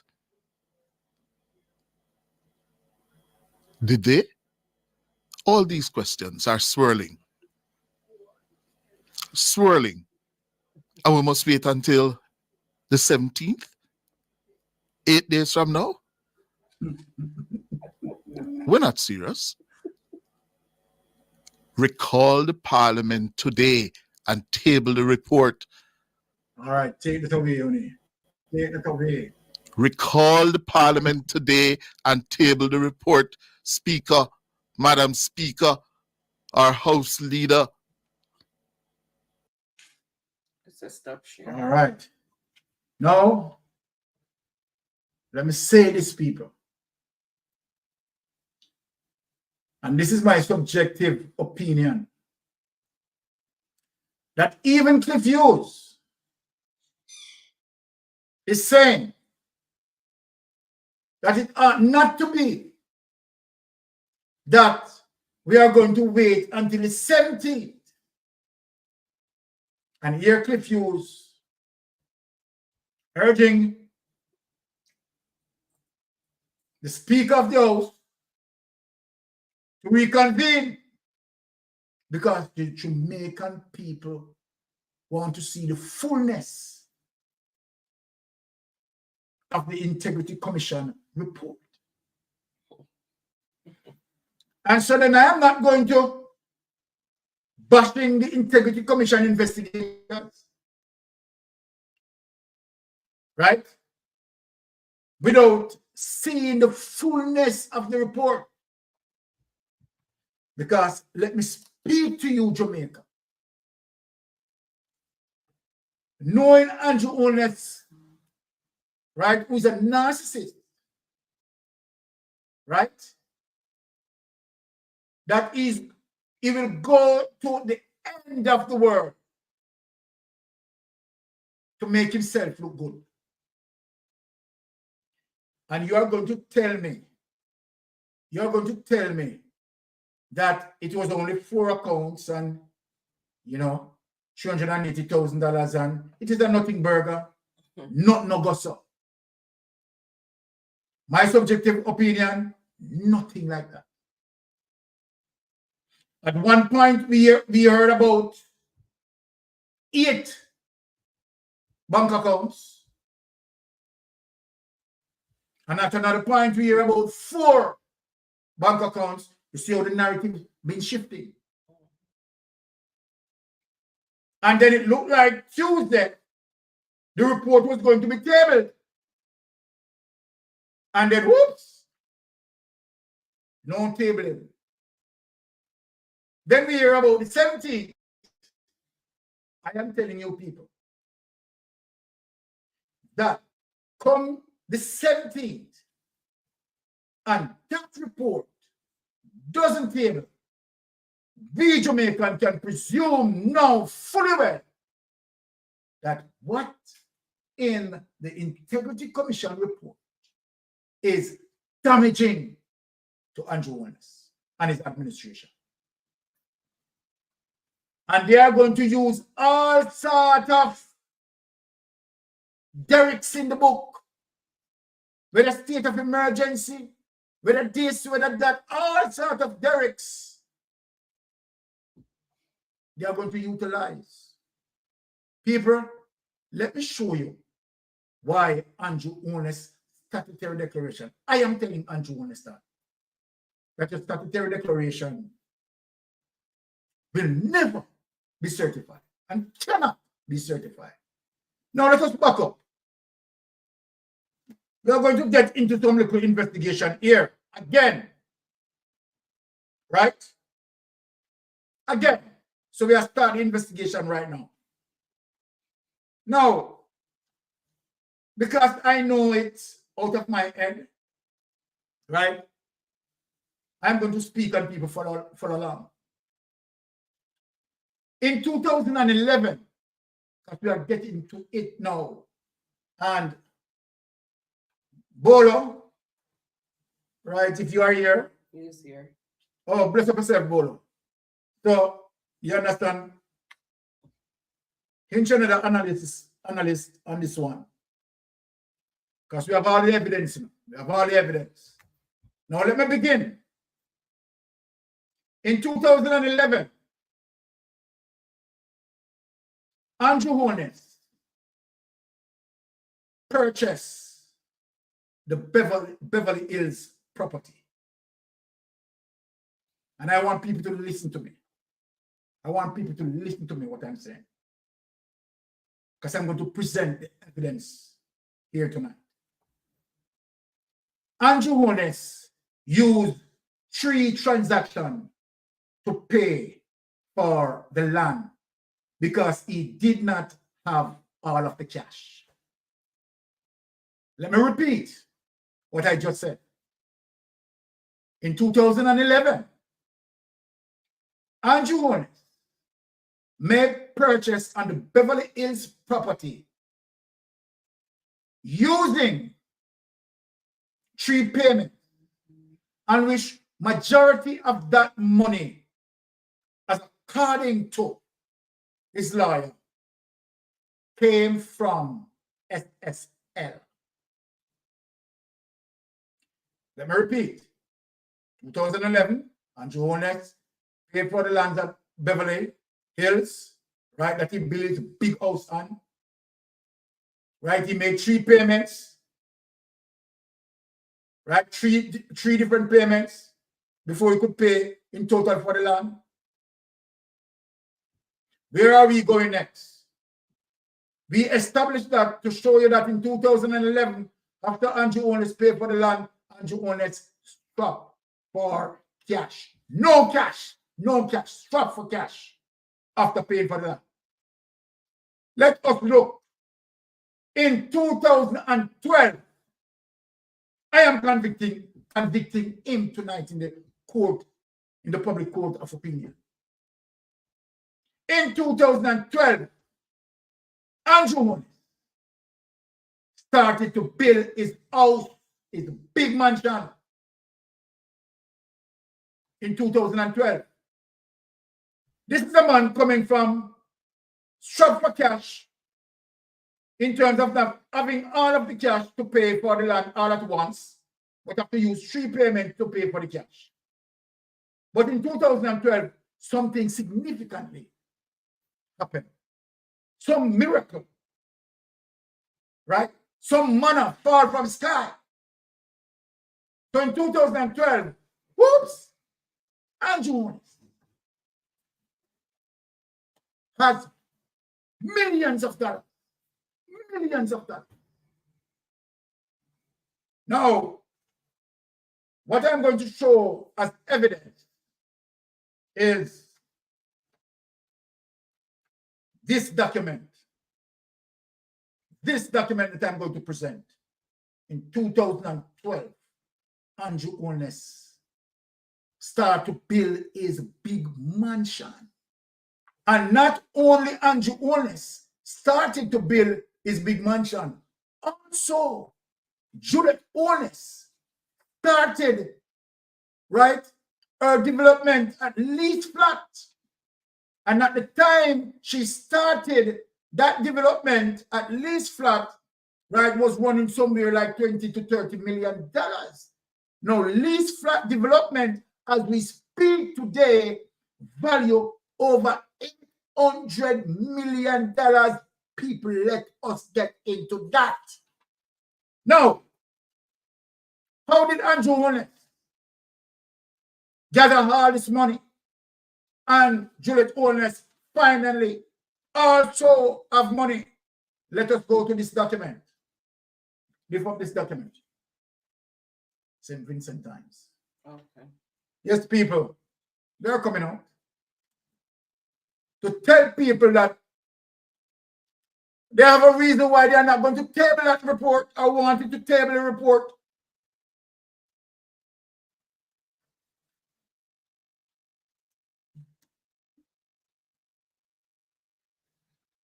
Okay, people, here it is. Usain Bolt money moved out of SSL as soon as it went in. New report. Update last updated 30 January 2023 at 3:34 p.m. Between 2012, people remember that Andrew Holness started his house 2012, buy the land in 2011, 3 transaction payments and that. But lightning fast, between 2012 and 2017, Jamaicans track and field legend Usain Bolt put $6.5 million in the investment business Stocks and Security Limited, SSL. Conjunction, but the money was moved out nearly immediately without his knowledge. Let us read that over again. Conjunction. But the money was moved out nearly immediately without his knowledge in 2012. According to Jamaica Observer investigation, Bolt investigated $6.2 million in SSL in 2012 through a limited liability company called Wellgen, which is thought to be an amalgamation of his parents' first names, Wesley and Jennifer Bolt. In 2017, another $900,000 was put to Bolt account. However, beginning in 2012, US $5.8 million was removed from his account via checks and cash. Furthermore, $90,000 US in the account between 2009 and 2022 was swiftly withdrawn. The money removed would have included interest and dividends earned on top of the minimum amount invested, an Observer source said on Sunday. The source provided the Observer with the portfolio holdings and liability statement which bore SSL's logo and was allegedly sent to Bolt team in September 2022 and showed fixed income of $714.58. You see how wicked these people are? Deplete the man account to $3,714.58. Right? Now, equities of $7,415,000, right? $7,415.06 million. And cash 918,000, totaling 12,047,65 million in the company. Lawyers for both had written to SSL demanding that the reported sum, they write the figures wrong, in his account on October 31st, 2022. 12,758,000. This is right. This is right. They're right up there. $12,758,181.74 be refunded by January 27th. The attorneys also allege that there was just 12,000 left in the account, and this is what 12,000 Jamaican dollars or 12,000 USD. Doesn't state it. But the attorney also alleged that there was just 12,000. Deplete the man account. Now take it away. Where am I going? Now, people, as we speak, now we are going to look at Andrew Holness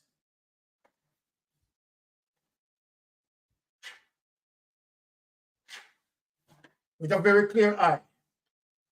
But let us show something as it relates to Juliet Holness. Impossible to fix. I want to show the people, the reason why I'm showing the people this is to get back to Andrew Holness' statutory declaration for 2019. Now, impossible to fix. Let us show this. Show it to the people.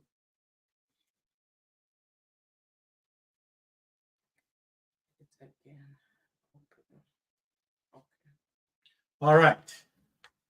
Now, just want to show people, right? This is Thursday, May 18, 2023. Impossible to fix. Juliet Holness tells court her $800 million housing project doomed to fail if the issues with access road not addressed. Let us read on a little bit here. The developer Juliet Holness has told a court she's facing a failed $800 million housing project in St. Andrew if issues with an access road are not addressed in a high-stakes title dispute. I cannot complete the development, said the lawmaker, who pointed to an expert report on the value of what has been constructed between, this is what I want to tie into the report, between when? 2012 and 2020. So we tie that to say that the same time, both money missing, Andrew start their big house and Juliet start her development 2012. So this is what I want to show. Constructed between 2012 and 2020. So that is a similarity. Take that away. Right? Now, people, why I draw for that document? It is important in terms of Mystic Sensation saying that Andrew Holness' statutory declaration cannot be certified. And so then we are going to look on Andrew Holness' statutory declaration and show to the entire world that nowhere near when Andrew Holness, right, put in his statutory declaration in 2019 that the 800, right, development project by his wife was listed. So they lied to the Integrity Commission. Let us lift up that. This PM was sent in to reverse all the PNP had implemented for the social structure of Jamaica. They couldn't have our people in control of their lives, hence the destruction of all union. So true, John, so true. Let us look at the statutory declaration to show the people 2019. Let us get up to 2019 to show that when they spoke to the Integrity Commission as it relates to 2019 statutory declaration certified, they lied. They lied on their statutory declaration. And that's why it was certified. because of the lie that they told. Which one you want? 2019. Okay. Yeah, so this is our last clip for tonight. Just want to prove that. Which one? Andrew Warner's Secretarial Declaration, 2019. The two of them look the same there. The two of them look the same.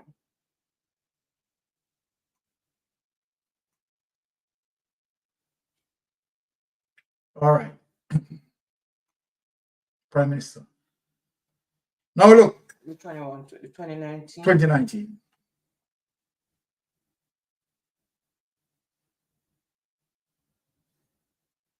There.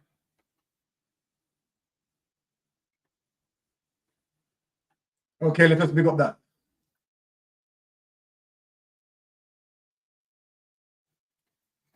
So we have 20, 18, and 19, right? So let us look. Name of declarant, most Andrew Owners. All right. Now this is Andrew Owners' salary. Right? 15 million on the salary. On the salary scale, because they use 3 scales: salary, assets, and liabilities. So let us look on the salary scale. Jamaican, $15,347,289.42. Reality income, $2,143,040. Right? Security income, none. Other income, $604,290.89. Assets. Let us look at assets. Right? Let us look at assets. Savings account, $4,396,507.64. Current account, $3,903,281.24.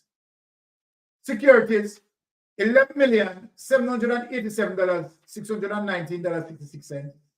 Real estate, $7 million. Now we are here, people, as we can look. Nothing here in assets. Let me show you. Nothing where you see that 800 million reflecting. Nothing here. Nothing. Right? Okay. Now, this is the total assets, $157,947,181.54. Right? Now, why am I showing the total assets?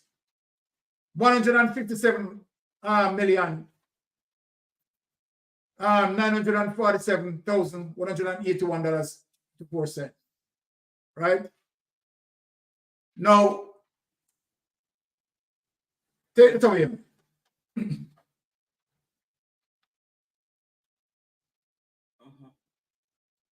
So then, what I want to show people, as it relates to what Juliet Owners, right, in 2022, as it relates to the court issue, saying $800 million, right? And she said that was evaluated by an expert evaluator. So then I am saying, if in 2019, right, that the Integrity Commission of the total asset as $151 million, then that couldn't be true. Because if you add the $800 million and that is going to take you up to 950, $51 million. 900 million, right? Now, just look at that. Now, if you are to believe that the evaluator relates to Andrew Owners' house, remember when I played the Zara Burton house, the Zara Burton clip as it relates to what Zara Burton said. Zara Burton said, right, as it relates to evaluator, right, claim that the house evaluated at $2 million US. $2 million US. So people, ladies and gentlemen, let us start. If the evaluator report as it relates to what we heard in Zara Burton investigation and what being alleged as what the evaluator said that the house valued $2 million. We all hear it when I played it last week. Right? Now, so that is roughly over $200 million, you know, based on the rate of the US currency, over $200 million. So you look at that as over $200 million, if that is true, based on the evaluator. And what we know is true, right, is the house at least flat that Juliet, you understand, said, right, the evaluator, the professional evaluator, evaluate that for $800 million. So 800 million, just for argument's sake, and you know what? Even if we don't put the house in that assessment, you are now looking at Andrew Owen's total assets and value then as it relates to might be just Juliet Owen's house, because remember, they are wife and husband and they file together. So people need to bear that in mind. They file together. And since they file together, you don't have to add Juliet Owen's, you understand, apartment complex in that. And remember, that is not the only apartment complex Juliet Owen's is building at least flat. Based on investigation, she is building 3 other, you understand, development at least flat. And I was told that the 800 million is the least of the 3. So then, when you show the Integrity Commission that your total assets value $151 million, that cannot be true, Andrew Honest. Your statutory declaration cannot be certified and will never able to certify. And even if you said, okay, the house at lease flat only worth $56 million. Okay, let us give you that. That is only worth $56 million. That is what it said. So then, with Juliet Owen's development, 800 million, then you're still in a conundrum. So this is the difficulty that the Integrity Commission have with you in terms of having your statutory declaration certified. It cannot be certified. So then it is to say that what Jamaican people need to see is the statutory, the submission of the report being tabled.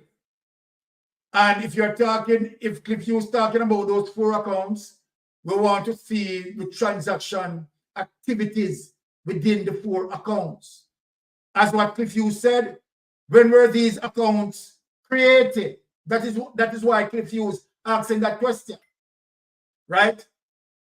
What was the transaction activities within those within those accounts? So then, Andrew Honest, we just don't want to hear about 4 accounts and 380,000 in those accounts. We want to know, you understand, the transactional activities of those accounts. And so then when we get the fullness of the report, we will understand how our Prime Minister is really wealthy. Because our Prime Minister is wealthy than what is stated as it relates to the Integrity Commission declaration there. Andrew Holness is in the billions of dollars. But the question is, where did Andrew Holness get his money from? How did he source it? Andrew Holness, as it relates to his lawyer, and what the lawyer said, right? That they got it through the source of wealth come through suppliers credit, loans, and mortgage. Well, guess what? Investigation was done by Zara Burton, right? And at the time, didn't find no loans, no mortgage. So people, you understand why we are here asking Andrew Holness to explain the source of his wealth, illicit enrichment. And this is the predicament that Andrew Holness is in. Well, I want to say, my folks, thank you again for passing through Mystic Sensation. It's always a pleasure. We are not going to stop speaking about Andrew Holness' statutory declaration until we get to the bottom of it, because it hinged on illicit enrichment. It hinged on us, you understand, as it relates to inflation pressuring us. Jamaican people, right, are not your pawns, that you are going to use them to live a king life, a monarchical life, Andrew Holness. Because that is what you are using, you want to use, right, the Jamaican people for, to live a monarchical life. We are not going to allow that. We want for you to be investigated and make the chips fall wherever they may. That's all we are asking, Andrew Holness. And we have the right. You said to us that we should hold the government accountable. You said it to us. So then I cannot understand that, okay, we are now trying to hold you, accountable. And you are saying that we are bad mind. We sowing misinformation. Disinformation. And what are we quoting from? We are quoting from documents. You understand? That align with mainstream media. You understand? Source documents that done professionally. So then, how are we lying? We are saying that as it relates to your status, not able to have your statutory declaration certified. If there was a nothing burger, as you claim, as it relates to the 4 accounts, why the nothing burger still cannot have your statutory declaration certified? People need to ask these questions. Nothing burger, okay, nothing is there. It's only 4 accounts, 380,000, right? But yet, as we speak tonight, is statutory declaration still uncertified? Make that make sense, people. Please make it make sense. We are not dealing with a situation where the Integrity Commission certified the man's statutory declaration. That is not what we are dealing with. People, let us use our common sense, our critical thinking. We are not dealing with a situation where the man's statutory declaration has been gazetted. That means it has been certified and gazetted. That is not what we are dealing with here.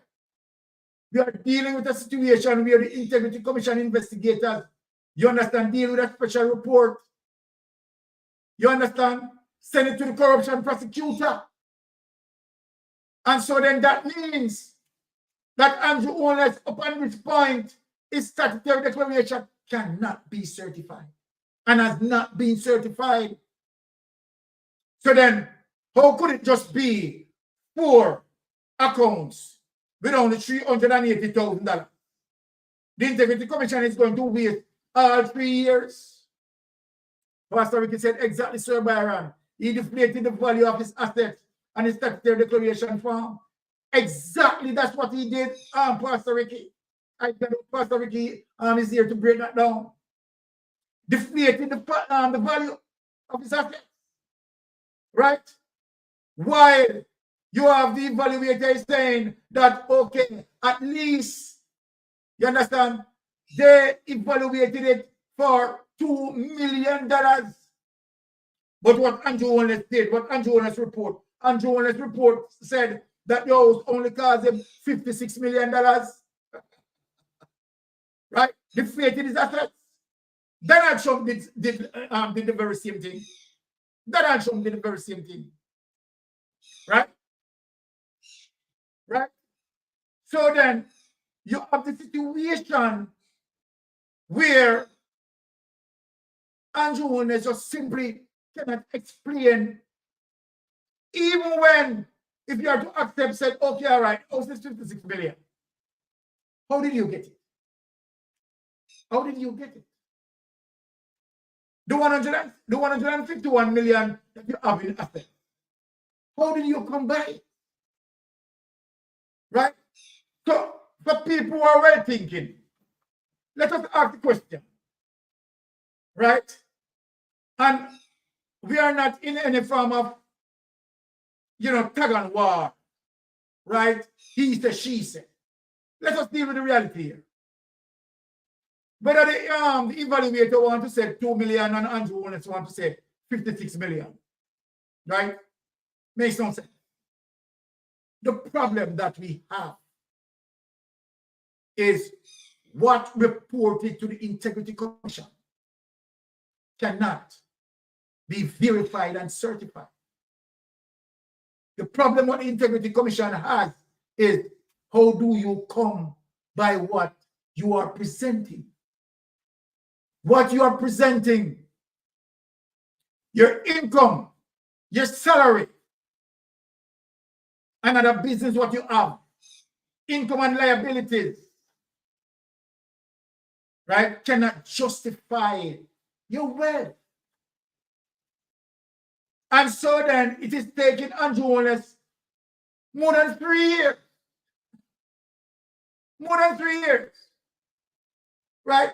To come up with a simple document to say, okay, all right, I took $15 million from Nova Scotia. Here is the transaction to justify the $15 million that I said I took. People must understand what is happening. You know? And when we talk about Andrew Holness, right, need to explain where he get the money from. Pastor Ricky, his bad mind defense will not help him when he's under oath, being cross-examined.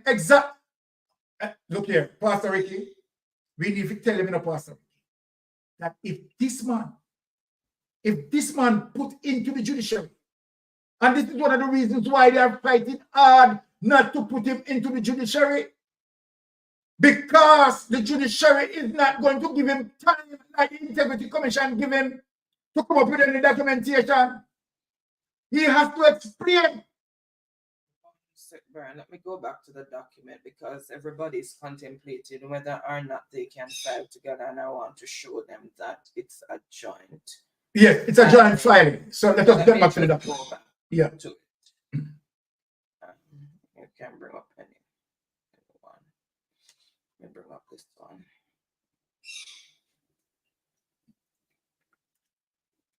Okay.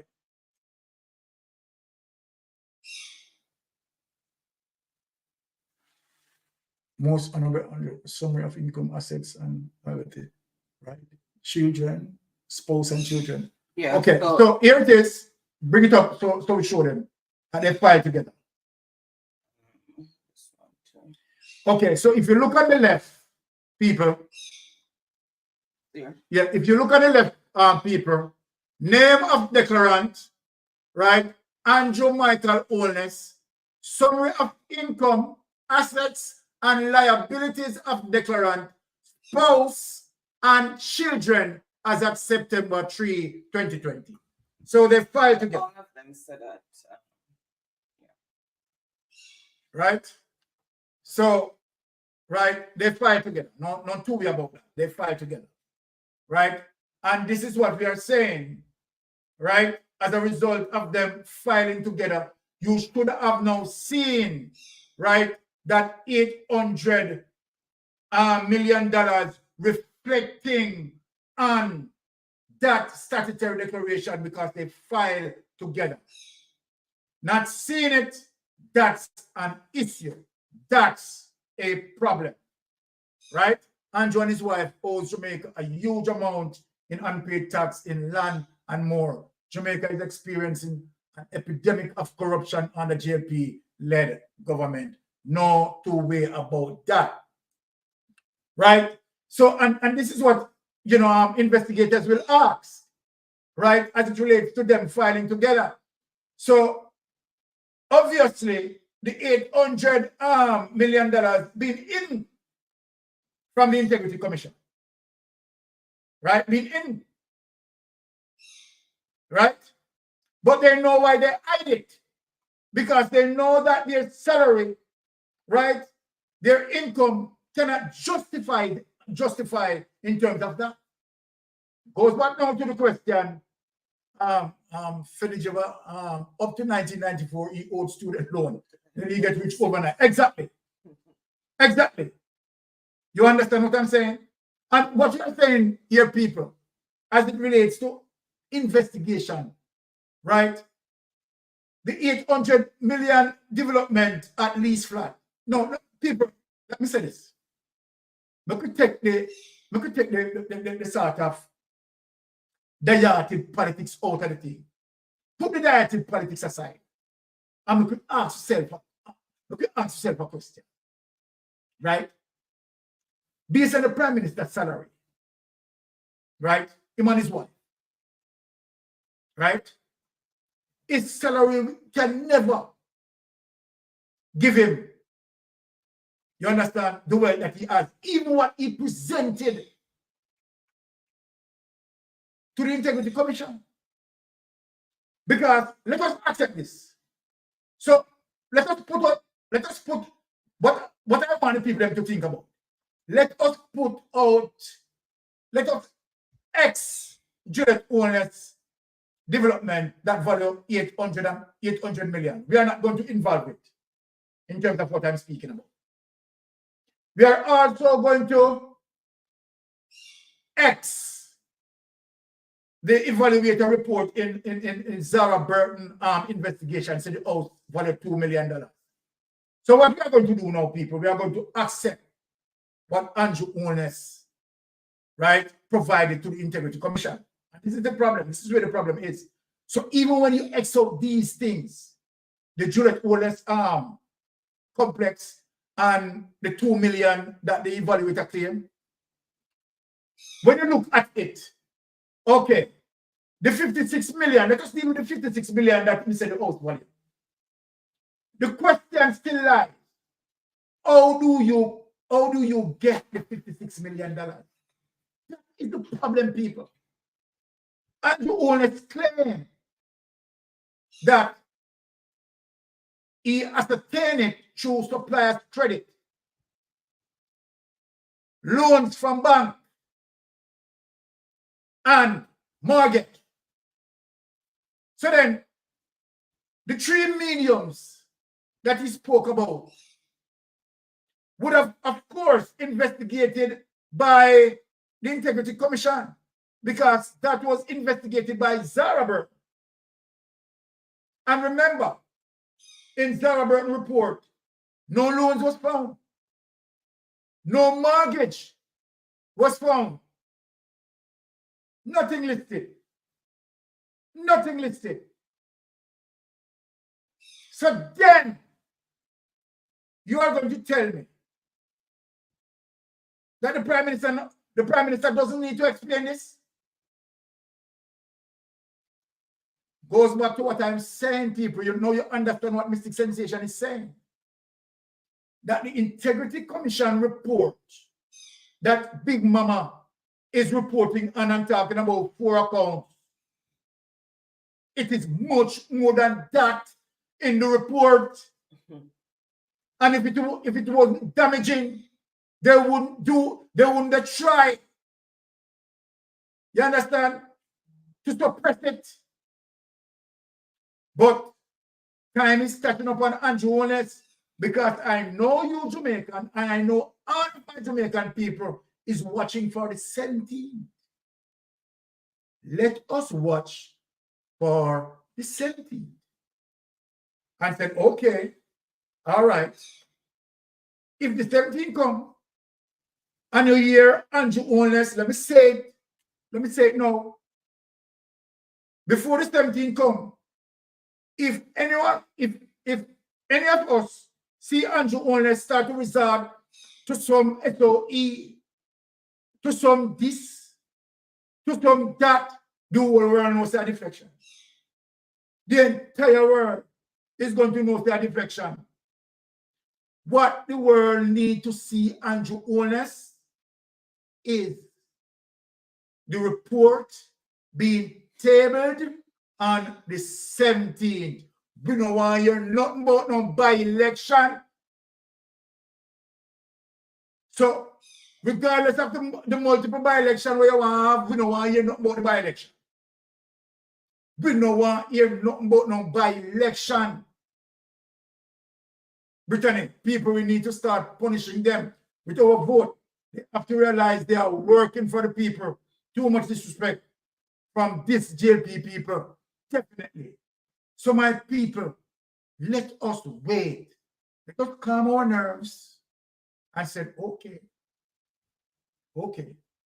We are all going to wait on the 17th. And so then, I want to know what they are coming out with. But we are here anticipating them to come out with all sort of bangara just to deflect. And I hope they not try to, let me say, to firebomb Parliament.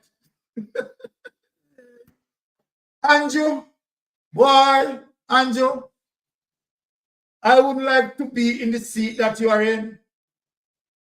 Because me I tell you, say, fire the day, Andrew. Fire the day.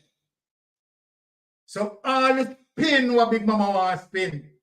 All the spin what Observer want to spin.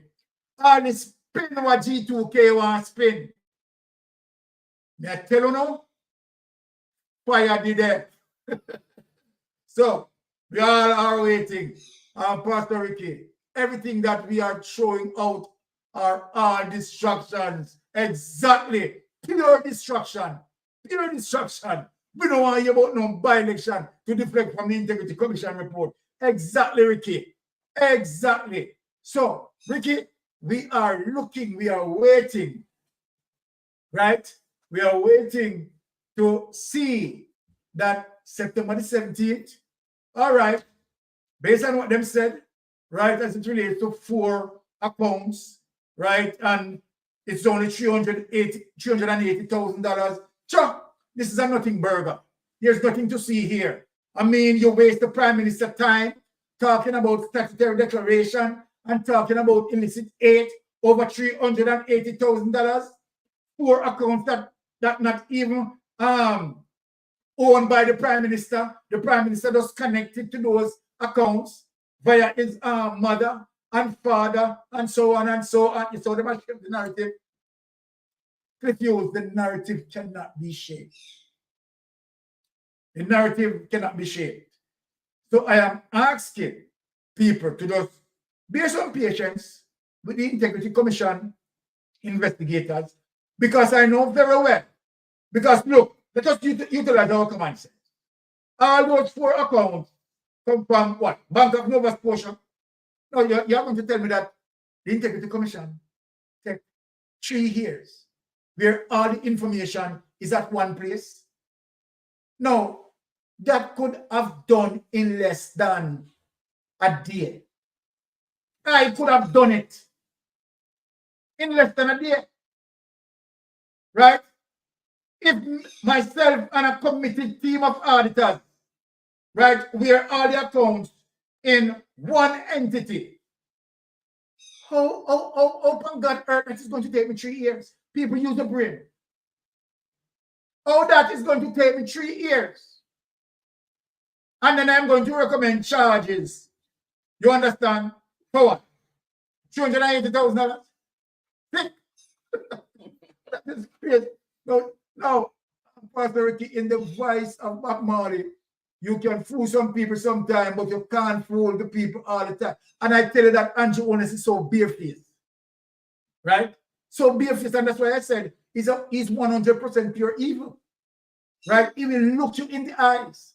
He will tell you all the nice things that you want to hear. But he will never deliver. Never deliver. That is naturally Andrew Holness, the level of wickedness. I put this man equally with Hitler. Honestly. No joke. I put him equally with Hitler. The level of wickedness. Because, you know, the amount of damage that his administration caused Jamaican people. Damage the education system. Damage the healthcare system. Healthcare system alone. Over $600 billion cannot be accounted for in the health sector. Think of what I'm saying, people. Right? The education system damaged, and to show you that he is the head cook bucket washer, the office of the Prime Minister. That should have never been in it. He should have never involved in it. But what it goes to show you, the office of the Prime Minister also invariant. Also invariant. Right? So the three areas, the three entities that are responsible as it relates to $1.7 trillion unaccounted for. 3 entities. Look, on the 3 entities. The Education Ministry, the Health Ministry, and whose ministry? The office of the Prime Minister. You tell me, the office of the Prime Minister should have never caught up in a situation like this. Bring the office to the lowest of the right? So Andrew Holness brought his office in total disrepute. That the OPM is going to involve as it relates to $1.7 trillion being missing from our treasury, unaccounted for. And yet, this is how vicious they are. They came out. We spend the most on health. They know that they are doing wickedness. They know that I lie most of the money in their pocket. And they come out. We spend the most on health. We purchase this, we purchase that. We do this and we do that. And meanwhile, Cliff Tuckton is saying all of these things. United States issue a level 3 travel alert, warning the American citizen that our healthcare terrible. Let's look at that. Orange Sean came out talking about this, his administration, and he brags about it. Our administration, never before, because they always talk about that. Never before. As if they are the first to deal with the Jamaican political process, right? And they don't understand that there are foundations that set for them to climb on, particularly where Portia Simpson is concerned. And sometimes when you hear Nigel Clark get up in Parliament and quoting 40, 50 years, never happened before, right? Just look at it. Oh, URL is now saying it is level 4. Look at that. Just look at that. Right, thank you for the correction you read. Come to the core. KB, bless up yourself. So these are the situations that we talk about. Aldine, criminal mentality since day one. Never put butter into puss mouth. And like Aldine. Aldine, from day one, the man came in. Controversy as it relates to him involved in the political process. Controversy from day one. Andrew Holness. And when you look at the pattern of behavior, that's why you understand that those men, as it relates to rural region and And those are the persons, right, in the illicit enrichment, right? It is Andrew owners who corrupted them, not them corrupting Andrew. Not them. What people need to take a note of, just like one mystic sensation is saying Andrew owners corrupted them. You as a prime minister, right, taking over the responsibility of governance, and you want to deal with checks and balance and accountability, and you decided that you are not going to sign the code of conduct. Why? Why are you not going to sign the code of conduct? What is in this code of conduct? What is in the code of conduct, Andrew Owners, that you don't want to sign? Right? Mark Golin willingly signed it. All the People's National Party willingly signed it. But criminals, let me say this, people, criminals will reject from signing it, because signing it, it will be holding you accountable. So then, what that goes to show, from day one, Andrew Owners preconceived his wrongdoing. Preconceived. He knows what he was going to do. Articulated. Premeditated action done. So he refrained from signing the code of conduct. The next move that he made, section 53, subsection 3, is to show you that the man has premeditated conception, and he delivered it quite well. Make a move to corrupt the criminal justice system, and corrupted it well. So then anyone who KB, exactly mystic, is afraid to sign as he doesn't want to be held accountable. So people need to understand that Andrew Owners came in with a preconceived notion, premeditated, that he was going to get rich. His mission was to get rich on the innocent poor people. Now, Andrew Owners, what you have done to Jamaican people, you have now brought the middle class to poor, to the poverty, and you brought the poor beyond the poverty line. That's what you have done. You have damaged our middle class, Andrew Owners, single-handedly. You have done that. No two way about that. You plan premeditatedly and execute quite well. That's what you did.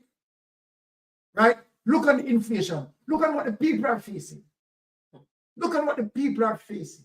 This is your handiwork. And you want to burn down the entire political bridge to hide your wrongdoing. And I am speaking to the corruption prosecutor. Right? I am not going to take what people say that you decided not to charge Andrew Owners. But I want for you to ask yourself what good governance is. Ask yourself that. Right? I want to find out that when people like you, right, go to church, who do you pray to? It's real. I have to ask these questions. And surprisingly, when Andrew Owners goes to church, who does he pray to? And how does his conscience rest with that? Knowing that you are praying to a God, you understand, that look high and low, and a God who know that you are corrupt from the inside outside. So Rodolph Rowan said, good night, Mr. and Mrs. Sensation. Question. How is it a man from an humble beginning is richer than a man who was born in riches? Well, and that is one of the reasons why sometimes we compare Andrew Holness and Mark Golding. Because Mark Golding, right, has the luxury in terms of operating a business. Just look at it. Very, very, very good question. Rudolph asks here, right? It's not a very simple question. Very, very good question. And let me dig into that, right? And if you are to imagine that Mark Golding, right, is in the politics, right, and started his business, right, from before politics, right? When Mark Golding in the politics, Andrew Holness still going to school. Andrew Holness still going to school. When Mark Golding was doing his business, right? Andrew Holness still going to school. Mark Golding runs successful businesses. Yeah. And being a successful lawyer. And you are going to tell me that Andrew Holness, who departed university in 1994, is far way richer than Mark Golding. Under what circumstances? And people were sitting down and taking this. Under what circumstances that Andrew Holness would be richer than Mark Golding, who has been conducting business when Andrew Holness was in school? Think of it, people. You think of it. Crazy. And so then, regardless of all the naysayers, regardless of the professional entity, the DPP, right, who want to stifle their conscience, the corruption prosecutor, right, who want to stifle her conscience. Let me tell you something, man. You need to go down on your knees in sackcloth and ashes. And you need to ask yourself, what would be the circumstances that would have caused Andrew Holness to be richer than Mark Golding? Andrew Holness, you know what? Let me prove it to the people that Andrew Holness, by his 2020 statutory declaration, 2019 statutory declaration, richer than Mark Golding. Bring up that document, on it. Let us show the people what I'm saying. Bring up that document, please. Let me just show the people what I'm saying. Let us show Mark Golding, 2022. Show Mark Golding 2022 statutory declaration. We have it here, people. We want to show you something. That Andrew Holness is richer than Mark Golding, 2022. Yes, let us get into that. Let us show the people what we are talking about.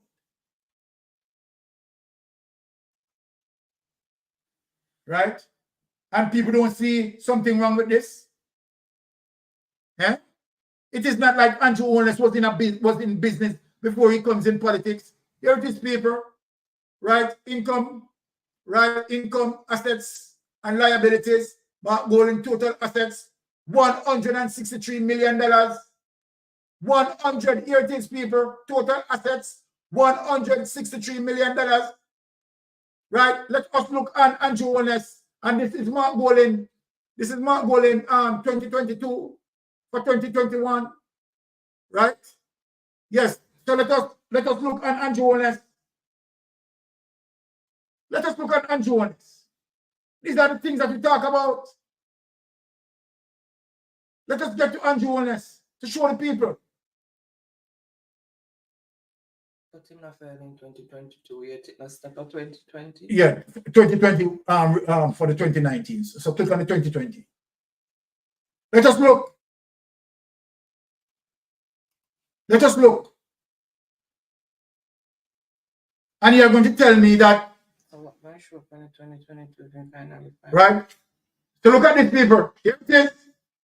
What? All right. Income, assets, and liability. Total assets. Here it is. $172,506,402. Richer than Mark Golding. As it relates to the statutory declaration. Take that away. This is from And that is from 2020. This is 2020. on the January 2022. It was gazetted for Yeah. 2020. It's gazetted for 2020. That was legal. Right? So look at that. $170 million. And Mark Gold in 2022, you know. That's about that Mark Gold in 2022, you know. Right? Show Mark Gold as $168 million. So people, let me ask the question. Who want to say Mystic Sensation, bad mind? Okay, fine. You are going to tell me that Mark Golding, who involved in business, successful business as Bunting and Golding, successful business, and owners who never have no business, is a full career politician. No business. Oh, the hell and God earth. You tell me. People, come on. It is the rampant corruption, and I mean for people who try to swing this and defend it, who stop it. Who stop it, man, because you are evil. You cannot defend the indefensible.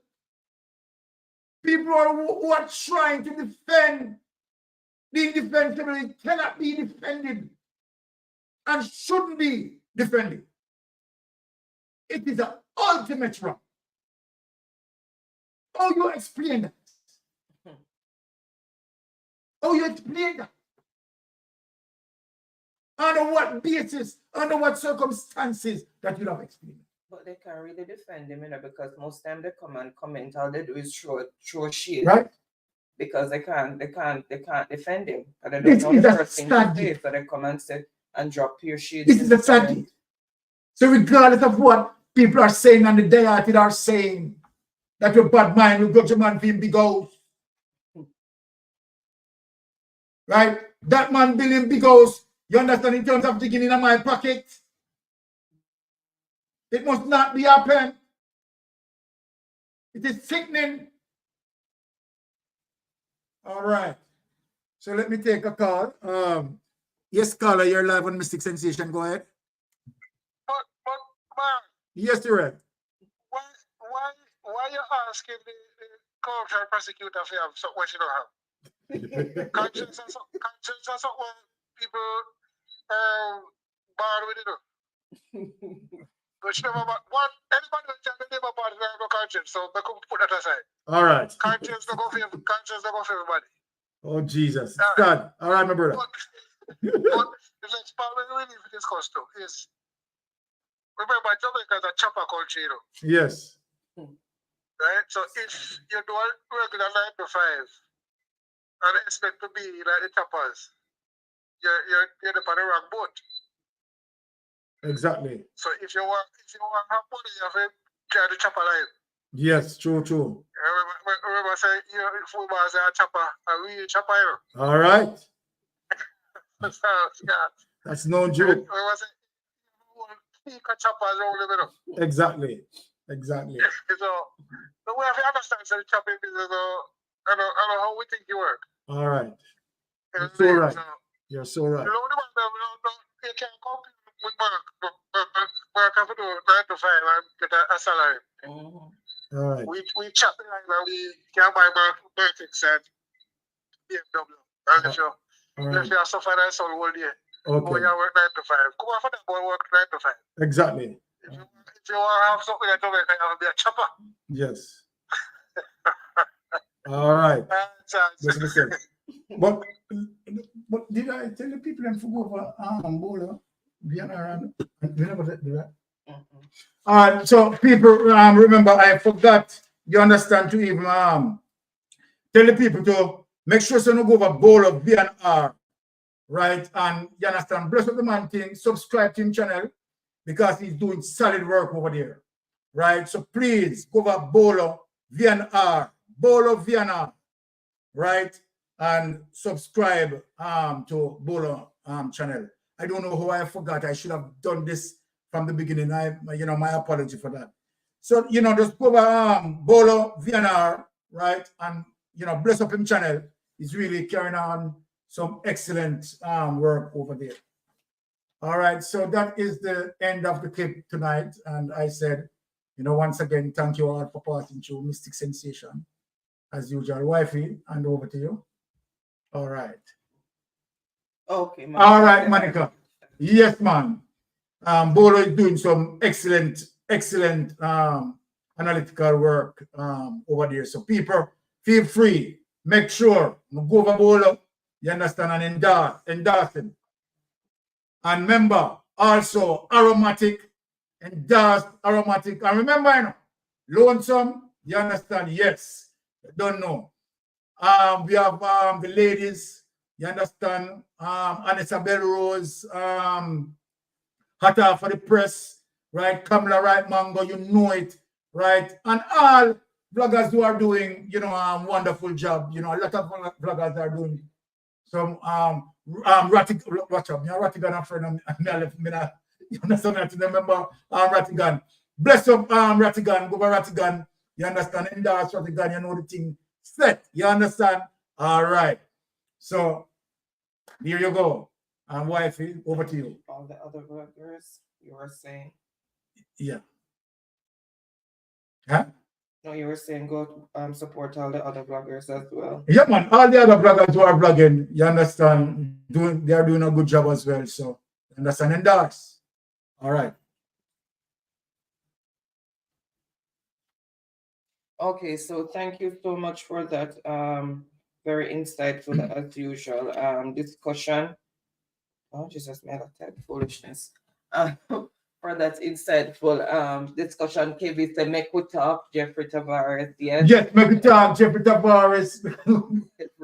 All right. Andre Stevens, right? Hot Topic, right? You name it, right? They're all doing good work, right? So bless them up and does. You don't know what things yet. All right. Okay, so thank you again, and thank you guys as usual to make it such an interactive discussion. A lot of thoughts were shared in the chat, so really. And and hold on, we never I have never endorsed bless up to the context matters. You understand? Context matters. No, you don't even remember neither. Oh, Jesus. Context matters. I start working on anywhere they pick up a self, I start. You understand? Many times, I want to do that endorsement, but somehow we just forget it. So I start anywhere there. Pick up yourself, I start. You understand? Context matters. Blessings. All right. Can you imagine? Draw blank. Oh my goodness. So thank you. Daniel said, I thought sulfur bringing good. Yeah, man. Yes. Royalty TV. Royalty TV. You understand? Jamaica Carlos. You have Talk Your Mind TV. Yes, Talk Your Mind TV. You understand? Me always run over Talk Your Mind TV, Anyway, the Talk Your Mind TV, big up yourself, bless up yourself. You have some wonderful work. Talk Your Mind TV. Auntie Jennifer, you have the lady. Yeah, man, we cover Auntie Jen channel too. Understand? Anyway, the Auntie Jen, big up yourself in the place. And we are not going to remember all the names, but yeah, we said Jamaica Hot Topic. Yeah, Jamaica, yeah, man, Hot Topic. Yeah, man, Hot Topic. Doing thing, man, and Hot Topic, you understand? Deal with the details, and you understand? He's a good host. Hot Topic is a good host. You understand? Trust me upon that. All right, so bless up yourself, big up yourself.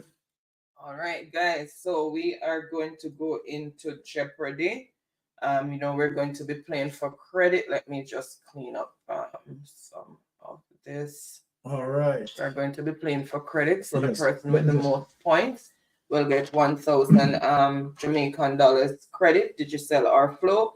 And then We have 4 runners up of $500 credit each. Jamaican, Digicel or Flow. And remember, guys, that it's not everyone who makes the board that wins. It's the five persons with the highest points. Person with the most points will get $1,000, and then you'll have the 4 runners up with the other highest points, and that's how the winners are. So you might have 7 persons on the board, but only 5 will come out as the winners. So it's not everybody who makes the board that wins. It's just the 5 persons with the highest points at the end of the game when we tally. All right, dancehall royalty, yes. Netball, welcome. It's just a call. We're under the SUS channels, and we should look at all the time. This is some climate change affecting our country. All right, so let me share the board, and let me just take off the logo so that you can see clearly all of the categories that are up there tonight. One of the conscious bloggers for Jamaica. Yes, he is. Okay, thank you guys so much for the endorsements, and thank you so much for your continued support. Really love and appreciate everybody, and keep the faith. Time is the master. So with you, time is drawing near. So remember, guys, just make sure. Let me just play it again as a reminder, because the time is. Jamaica, your voice matters now more than ever. If you're 18 or older, make sure you're enumerated and on the voters list by the 30th of September. This is your chance to shape our future. Don't let it slip away. Remember, your vote is your voice. Together, we can make the change we need. For more information, visit markgoldingja.com/voters-guide. Let's do this, Jamaica. Okay, so remember, guys, the deadline is approaching. Today is the 13th, so you have 17 more days. So make sure that you don't make the deadline pass, and you do not make yourself eligible to vote. So you need to go and register so that you can vote in your different constituencies. And the conference on Sunday, if it's going to be broadcasted live, then I'm going to try and also bring it so that we can all tune in as well together. So let's get into Jeopardy. So the categories for tonight are Jamaican riddles, mathematics, religious knowledge, reggae music, and science. So as usual, throw out a category, and for how many points? The first one that I see is what we're gonna start with. Okay, let me just take that comment back off. Oh my goodness, it's so far up there. So throw out a category. Oh, it's frozen. Throw out a category, and the first one that I see is what we're gonna start with.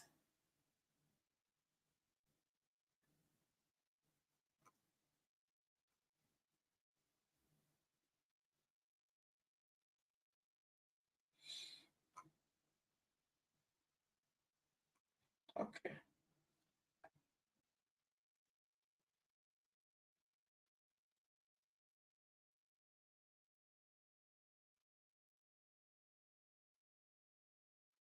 Okay, all right. So let me just look on this. So Andrew saying science for 300. Yep. Oh, I wasn't paying attention. I was trying to get that comment that was highlighted off. So I'm just seeing it now, Andrew. So thanks for 300. The boiling point of water in Celsius. What is the boiling point of water in Celsius? hold on to your bridges, Andrew.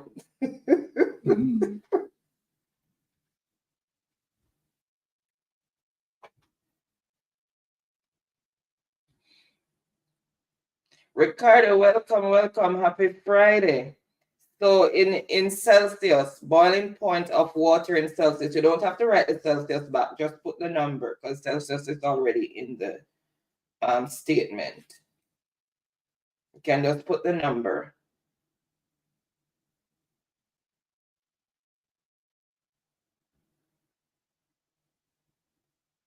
Okay, good. Jacqueline Big says me enumerated already. All right. Amen. Yes. Welcome, Tiffany.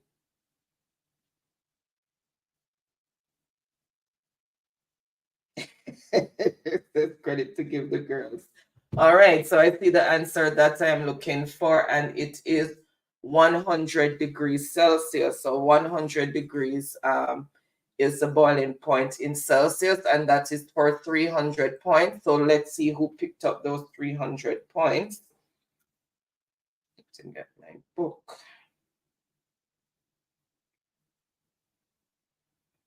Ricardo for 300 points. Then Uriel, Andrew, Tiffany, and that's all the answer came in. So Ricardo for 300 points. Ricardo, choose the next category and for how many points? There's no black. Give me another black pen from here, please. Okay, so Ricardo, choose the category and for okay, so it's saying reggae for 100. Welcome. Vin Clark. Happy Friday. All right, so reggae for 100. The correct title of this UK hit by Bob Andy and Marcia Griffiths. So what was the UK hit song by Bob Andy and Marcia Griffiths?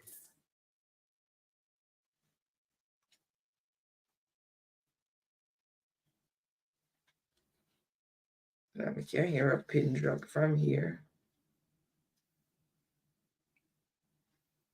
Correct title of this UK hit by Bob Andy and Marcia Griffiths.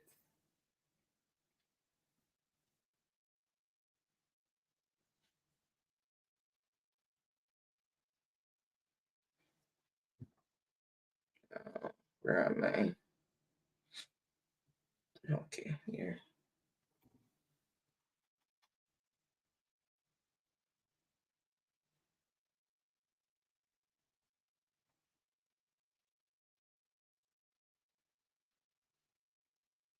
Come on, I tell them people they were born in the 70s and 80s and 60s. Come on, where are you guys?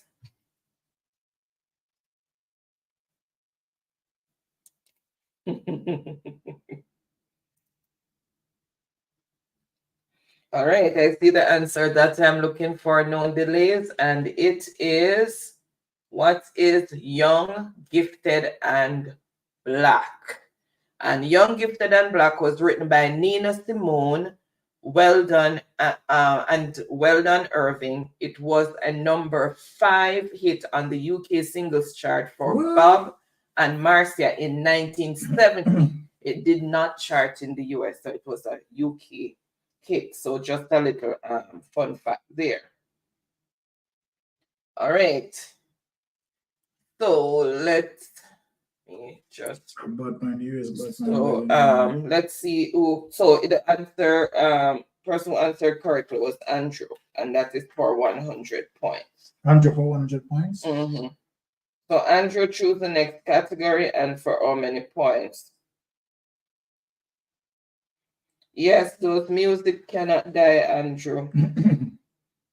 Music with message that will last a lifetime, not these yub and foolishness that they're doing now. You can't even understand most of what they're saying. No disrespect to anybody, but most of it I don't understand one word that they're saying. So Andrew is saying science for 100. Bees collect and use it to create honey. Bees collect and use it to create honey. What is it? What does bees collect and use to make honey? I'm making a science teacher proud.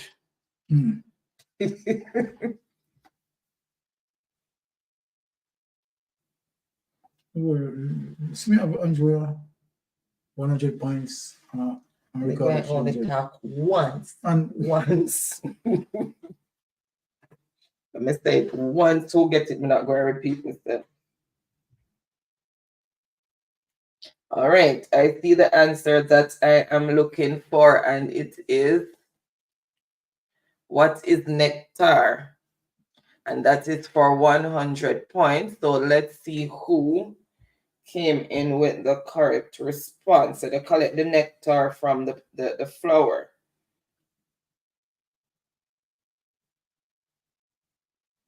The pollen goes on their foot, and that's how you have pollination with the seeds dropping and whatever, but they actually suck the nectar from the flower to go make the honey. And first on the board with the correct response is Andrew. How much points? Andrew. Then Kenroy, but you have to put what is. Much and points? Then the answer. And welcome, J-Mac. Happy Friday. Much points? 100 points. So the score as it is, Andrew on 200 points and Ricardo 300 points. All right, so choose the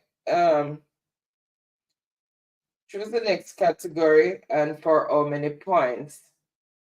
Sometimes what happens, he gets called out and then he has to go, but then join again when he can. If he doesn't, then he will send me a message to say, oh, he got called out. So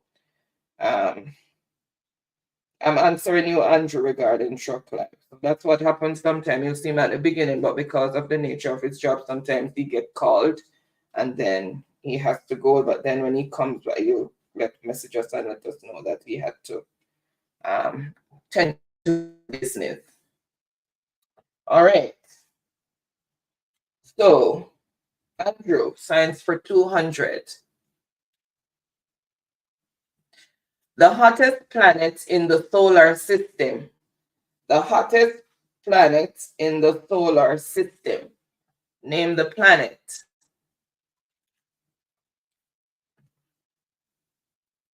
And that's for 200 points. The hottest planet in the solar system.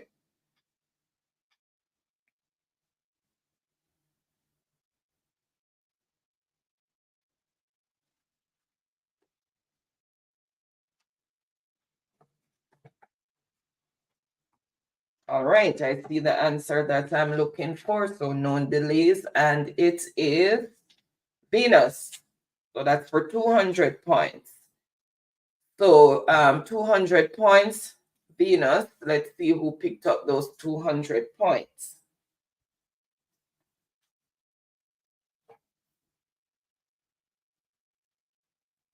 Ricardo. Then Tiffany, J. Lewis, Don Mel, Reggae Girl, Alcia, W, you are lagging when you get here. You need to refresh your internet. You're lagging a bit. Kenroy. That's how the answers came in. Ricardo, saying reggae for 200. Known as the Cooler Ruler, this reggae singer died on October 25, 2010 in London, England. His velvety, smooth, crooning voice earned him the title of the King of Lovers Rock. But he also wrote Sufferer's Tales, songs of Rastafarian consciousness, and protest songs aimed at the corrupt Babylon system. He was the founder of the Kingston-based African Museum record label. Name this prolific reggae musician. So known as the Cooler Ruler, this reggae singer died on October 25, 2010 in London, England. His velvety, smooth, crooning voice earned him the title of the King of Lovers Rock, but he also wrote Sufferer's Tales, songs of Rastafarian consciousness, and protest songs aimed at the corrupt Babylon system. He was the founder of the Kingston-based African Museum record label, named this prolific reggae musician.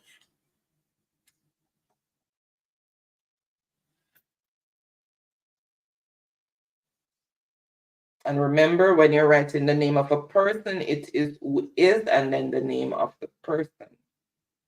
Blessings, Hyacinth. Welcome, welcome. Happy Friday.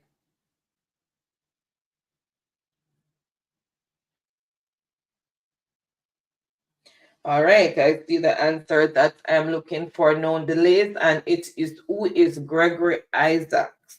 So Gregory Isaacs, that's the name, or is it Isaacs? Gregory Isaacs. Gregory Isaacs and the Roots Radic scored its biggest international hit with Night Nurse in 1982. Everybody should know Night Nurse. Only you alone can quench this thirst. Some beautiful. That's that. The All Music Guide estimates that Gregory Isaac has released over 500 albums in Jamaica, North America, and the UK over his 40-year singing career. Just some fun fact there. And that is worth 200 points. So let's see who picked up those 200 points. All right. Ricardo, who is Gregory Isaac? And I think told him some typo there. Rafe also got Gregory Isaac, but it's Isaac. Monica, Tiffany, Kenroy. That's how the answers came in. Brittany, you are lagging. You're lagging. You need to refresh your internet. Yes, Andrea, learned something tonight. All right, so Ricardo, choose the next category and for how many points. And it's what it's all about too. We learn and have fun as we go along.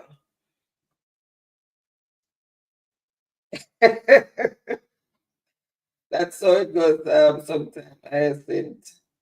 We just have to do our best. Okay, reggae for 300. The kind of soldier that gave Bob Marley and the Wailers a UK top hit. The kind of soldier that gave Bob Marley and the Wailers a UK top 10 hit. The type of soldier that gave Bob Marley and the Wailers a UK top 10 hit.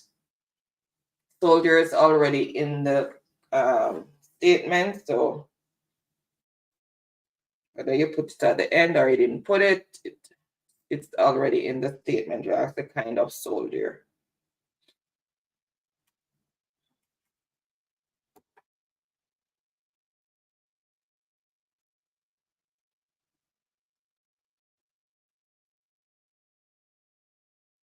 All right, I see the answer that I'm looking for, known delays, and it is what is Buffalo Soldier.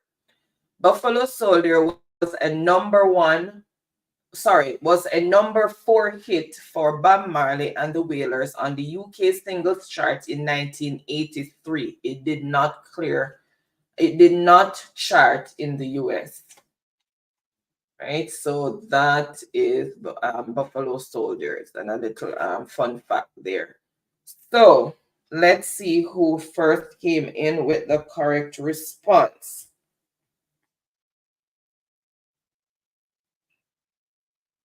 Truck Life is in the building again. All right. He's in the chat again, I must say. I think I'm in. Yes, Truck Life. I said Truck Life. Okay. 300. Then Mel, Ricardo, Monica. Okay, let's spell in there. Reggae, Girl, Netball. Girl, she corrected that. Rafe, that's what is. Then Monica, Kenroy, Okay. All right. So Truck Life is saying reggae for 400. This St. Anne's Bay native is one of the most revered of the first generation of roots reggae artists. His breakthrough album was a 1975 masterpiece dedicated to Black liberation leader Marcus Garvey. Nearly all of his 40 plus albums have themes of Rastafarian spirituality. His birth name is Winston Rodney, but he's known to reggae music fans as, and it's a double score answer. So you're going to get 400 points. Look how I spell score, my goodness. 400 points added to your score, and then the overall score is going to be doubled. So this St. Anne's Bay native is one of the most revered of the first generations of roots reggae artists. His breakthrough album was a 1975 masterpiece dedicated to Black liberation leader Marcus Garvey. Nearly all of his 40 plus albums have themes of Rastafarian spirituality.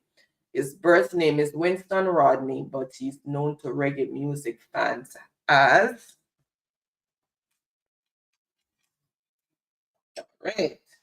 Remember, I'm talking about a person, you have to put who is.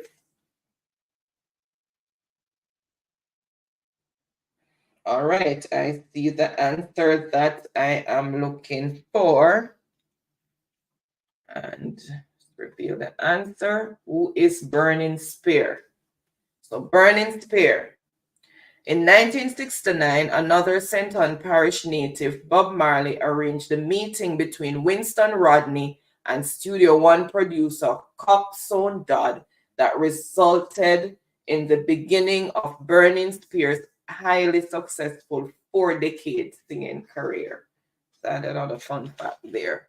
All right, and that is for 400 points, and then the overall score is going to be doubled. So let's see who picked up all of these points.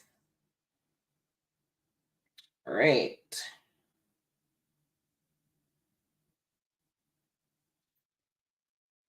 Let me refresh again. All right, now it's fully refreshed. All right. Started there.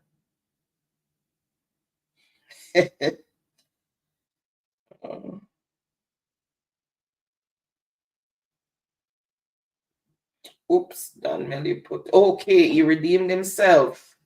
Burning Spear, Don Mel, 400 points, and then double for 800. So Don Mel, 400 800 points. What?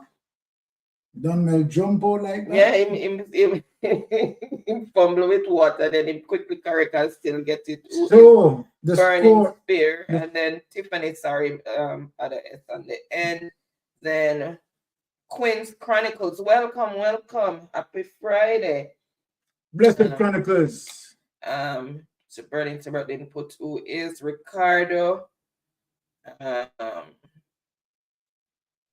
that's who is Burning to, she corrected herself. Okay, so that's how the answers came in. Welcome, Melbourne. Happy Friday.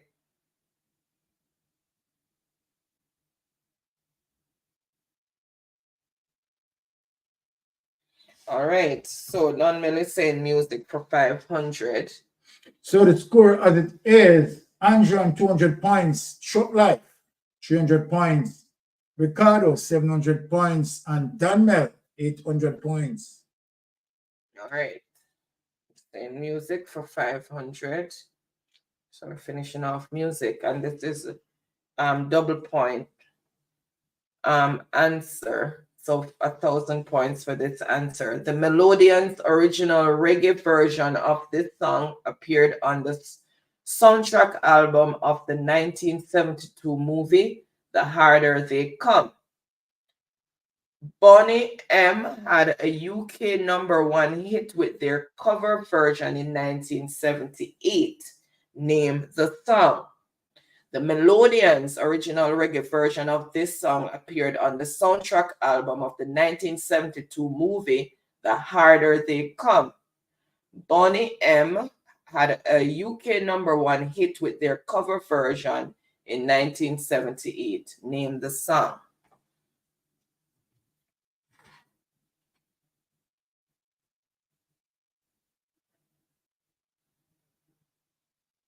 You're welcome, Sudani.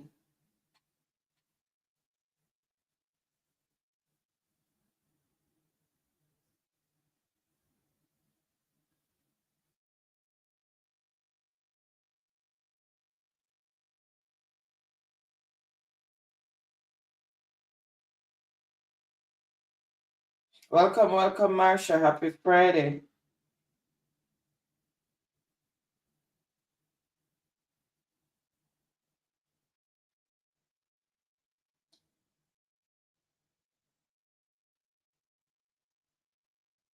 All right, I see the answer that I am looking for. And it is, what is reverse of Babylon? So if you have by the reverse of Babylon, it's still the correct thing. I just have it as reverse of Babylon, but it's by the reverse of Babylon. So reverse of Babylon was written by Brent Doe and Trevor McNaughton. It was a #1 hit in Jamaica in 1970 for the Melodians. It did not chart on the UK singles chart or the Billboard Hot 100. All right, so let's see who picked up this 1,000 points. You're welcome, Marsha. All right. So I just refreshed and it started there.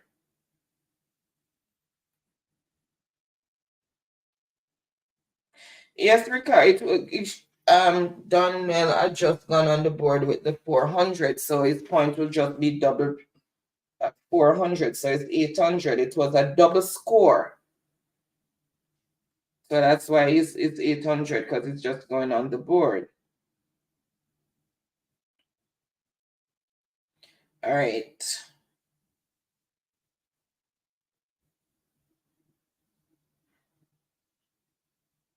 Okay, reverse of Babylon. Andrew. So Andrew with 1,000 points.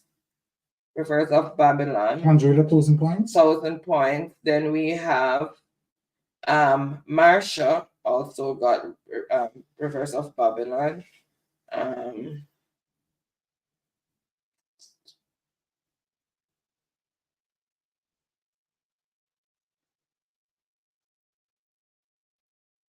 And Reef one also got reverse of Babylon. So Friday the 13th, and a bad look at that. All right, choose the next category and for how many points? Jill Lewis, she was talking there, as I always said, I can repeat it before I ever say it. The race is not for the swift, but for those who can endure to the end. Everybody started where you are right now that are just carrying on with themselves on the in the chat, answering. Yes, it was a good era, very good era, Andrew. And he's saying science for 400. The largest known animal. Everybody run out. The largest known animal.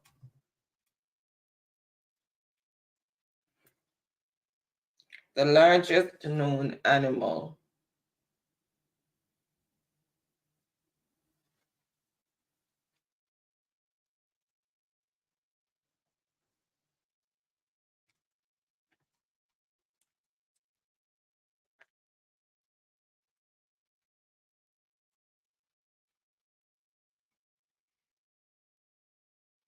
All right, I see the answer that I'm looking up for, known delays, and what is the blue whale? The blue whale is the largest known animal, and that is for 400 points. So let's see who picked up those 400 points.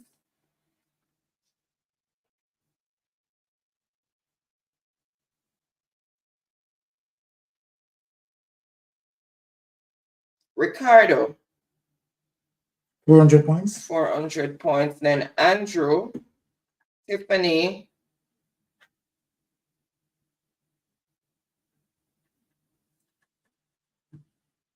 Monica, Ned, but didn't put blue. Marsha also came in. All right, so Ricardo is continuing with science for 500, so it's finishing off science. This planet spins the fastest, completing one whole rotation in just 10 hours. Name the planet. This planet spins the fastest, completing one whole rotation in just 10 hours. Name the planet.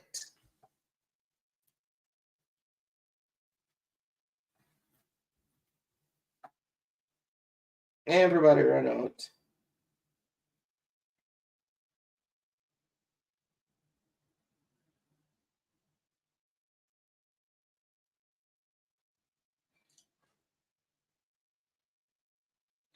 What is this 32 truck life? It's truck life here. What is 32?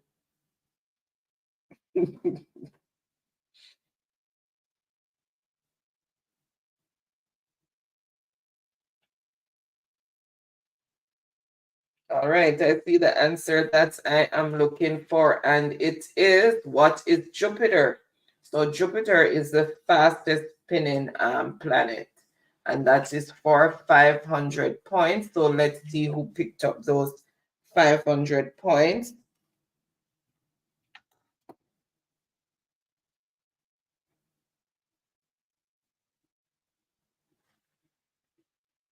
Andrew. Look at the spelling. Okay. So Andrew for 500 points. Andrew for 500 points. Then Reggae Girl, Ned, Ball. That's all the end. Oh, Dunmel. No, sorry. Skip that one over.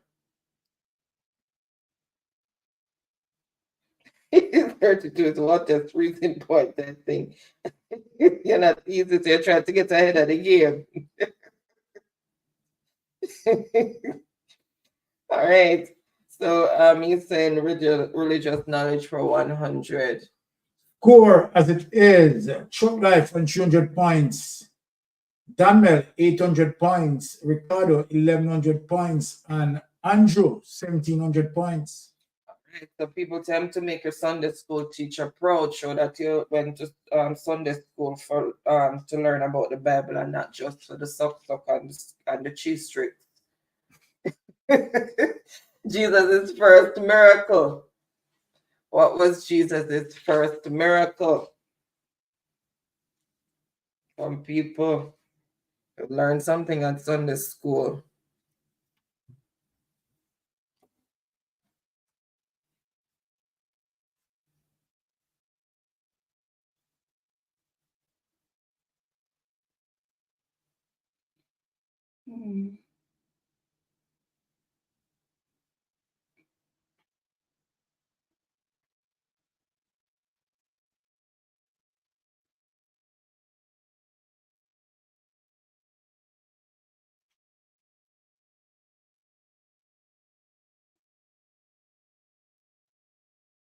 Right.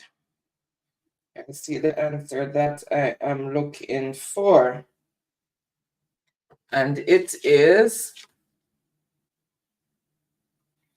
what is turn water into wine? So the first miracle was to turn water into wine, and that is for 100 points. So let's see, because I see a lot of water into wine. So water into wine, which is turning water, which is water into wine.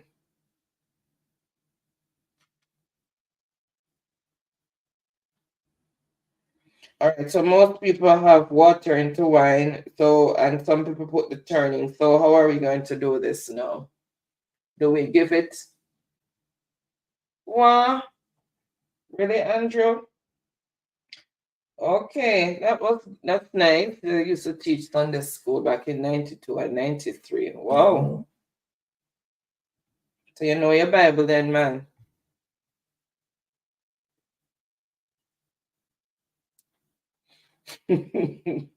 Welcome, welcome, David. Happy Friday. Happy belated birthday. Okay, chocolate, to give it to Monica. Okay, all right, let me see. Because most people, some people have the turning off, but we know water into wine. All right, so the first person with the turning, then I just want to make sure, because I don't want anybody shouting at me in any tone of words. Okay, so Monica for 100 points. Monica H for 100 points. So she's the first one who had the turning. And then Shrucklife. Then Quinn turn. Most people have water to wine, but she'll be turning water into wine. Okay.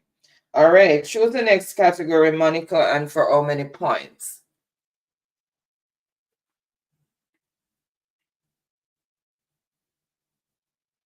What?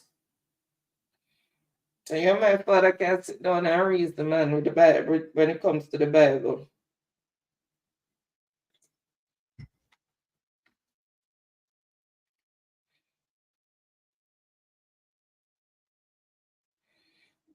Okay, religious knowledge for 200. He recognized Jesus as the Messiah when he was presented at the temple as a baby. Name this individual. He recognized Jesus as the Messiah when he was presented at the temple as a baby. It should be a capital E, not common E. So who recognized Jesus when he was presented at the temple as a baby?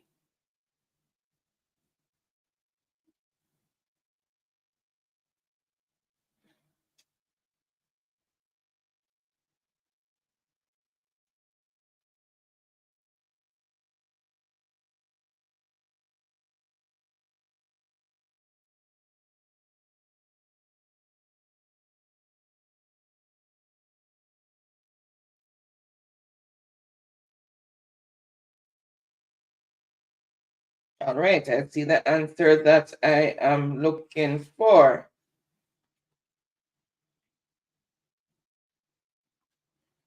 Who is Simeon? So Simeon, and that is for 200 points. So he recognized Jesus as the Messiah when he was presented to the temple as a baby, and that is for 200 points. So let's see who picked up those 200 points.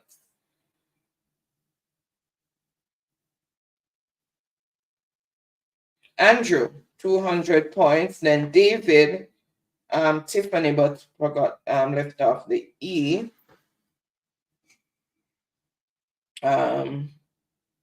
Okay. And Marsha also came in with Simeon, and that's how the answers came in. So choose the next category, Andrew, and for how many points?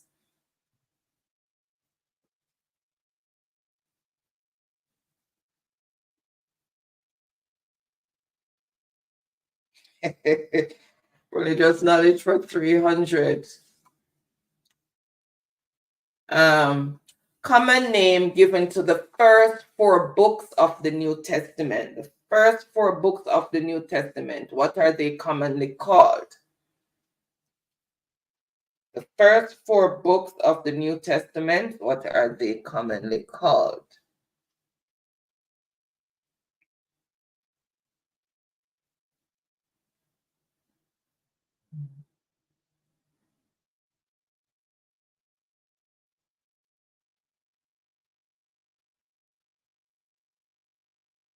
Ooh, that's disgusting.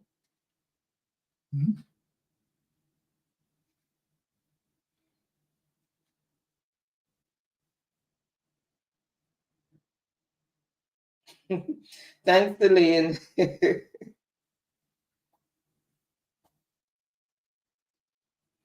All right, I see the answer that I am looking for. Royal Babes, welcome, welcome. Happy Friday. All right, I see the answer that I'm looking for, and it is 600 points. Let me see something. Oh, see, I have several double points tonight, and I get brighter tonight. All right, and that is for 600 points. So let's see what is the Gospels. So it is called the Gospels, and that is for 600 points because it's doubled. All right, so let's see who first came in with the correct response. David for 600 points. Board start get busy.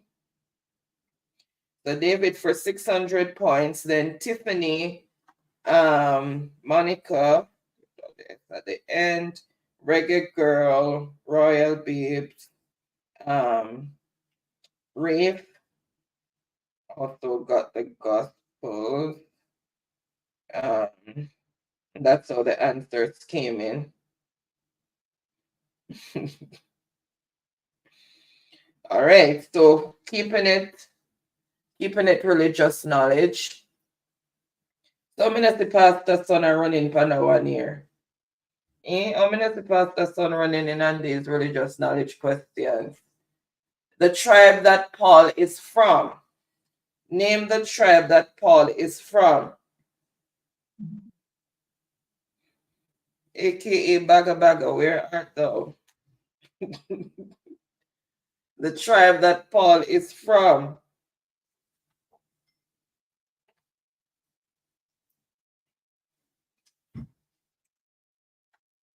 The tribe that Paul is from.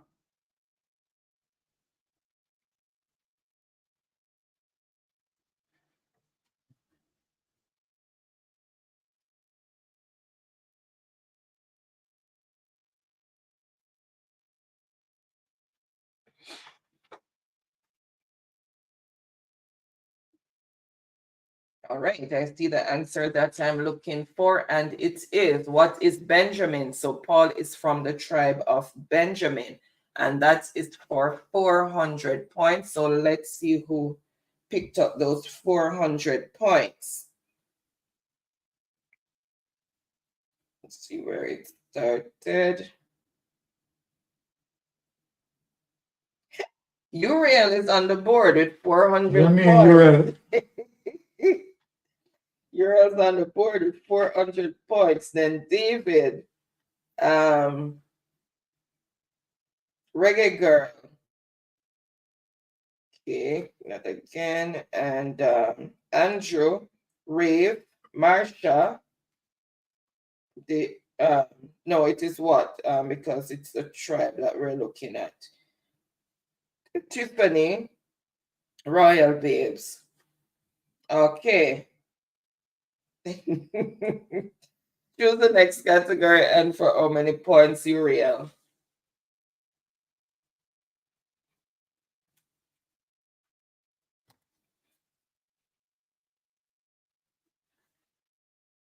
Okay, it's finishing religious knowledge. One title of God is El Shaddai. What is the meaning of El Shaddai? So one title of God is El Shaddai. What does it mean when you say El Shaddai?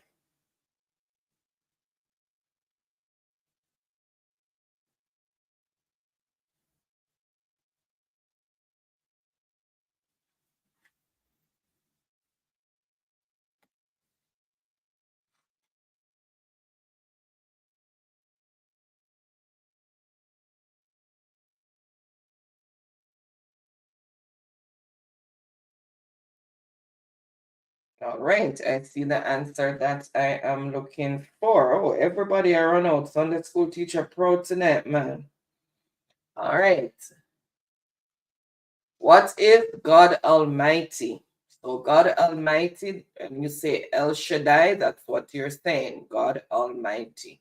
And that is for 500 points. So let's see who picked up those 500 points.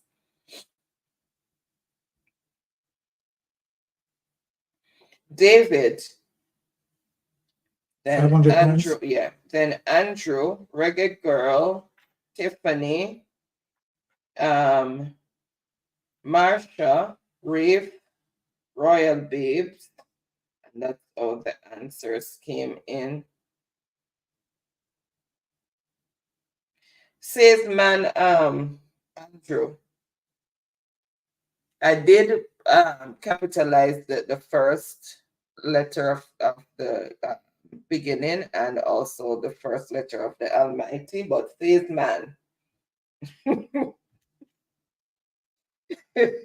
All right, choose the next category and for how many points, Andrew? All right, let me see. Andrew mature what for? No, David. All right, choose the next category and for how many? Andrew, pipe down. It's God Almighty, whether you want to capitalize it or make it common letters, it's still the same thing it's saying. So David riddles for 100. Score as it is, Monica on 100 points, Short Life 300 points, Dunmel 800 points, Ricardo 1300 points, Andrew 1700 points, Uriel 400 points, David 1100 points. 60 lashes, you said J-Lo, that is extreme. 60 lashes, we're not capitalizing it. All right.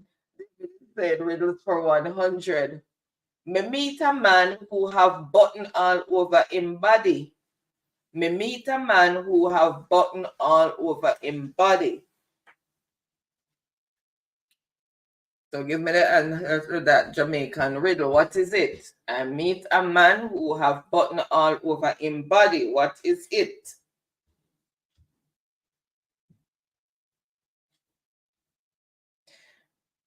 Please write out it properly. You have pine cone and different sort of pine. So write out your answer properly, please. And don't put me in any predicament.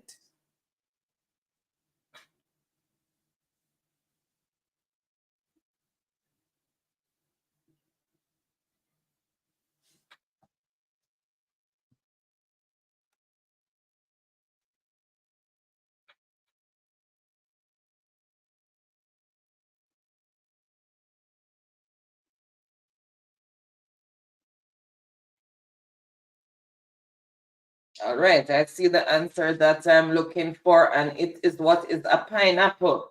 You have to do pineapple because you have pine cone, you have pine where people are pine where you're suffering. So you have to put the pineapple. So only the person who has the pineapple is the person who's going to get it correct. We know so you mean the Jamaican way pine, but if you're going anywhere else in the world and you say, give me a pine, people are going to be looking at you strange because it's pineapple. All right. So it's 100 points. So let's see.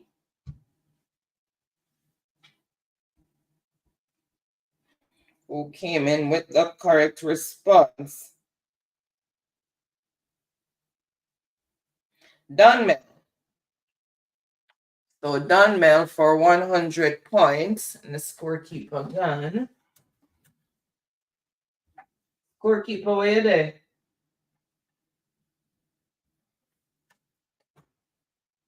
So 100 points to Dunmel, then Hyacinth, Tiffany. And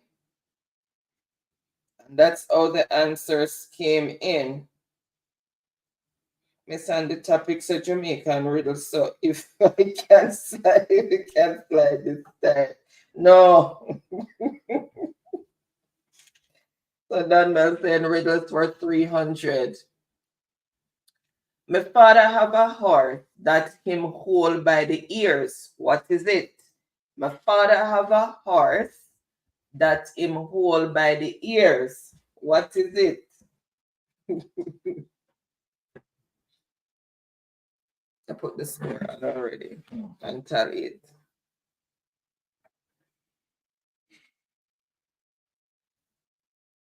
My father have a horse that him hold by the ears.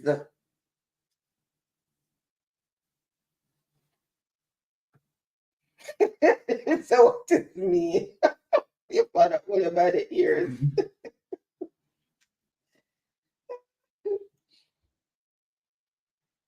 Mm-mm.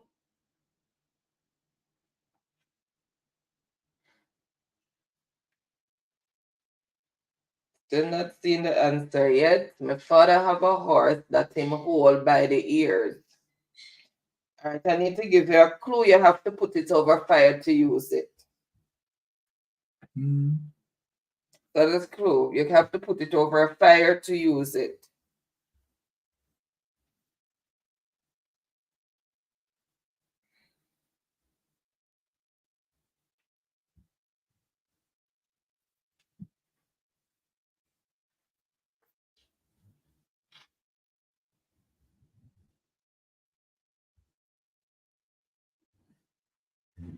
All right, I see the answer that I'm looking for, and it is what is a cooking pot. You hold it by the handles, apparently those are the ears.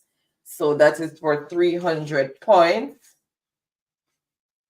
That's for 300 points. Let's see, and some smart person going to say you can't hold it long way. I'm talking about the one with the two handles at the side. All right, so let's see who came in with the correct response.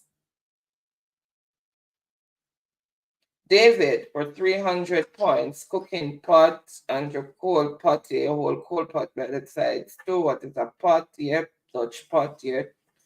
Pot, Reggae Girl, Uriel, Tiffany. All right, that's soup pot, truck life. All right, so riddle for 400. So we're continuing with riddles. One slice of yam served the whole world. What is it? One slice of yam served the whole world. Let me just put one slice of yellow yam served the whole world. Let's put yellow in that. One slice of yellow yam served the whole world. So I'm giving you a clue.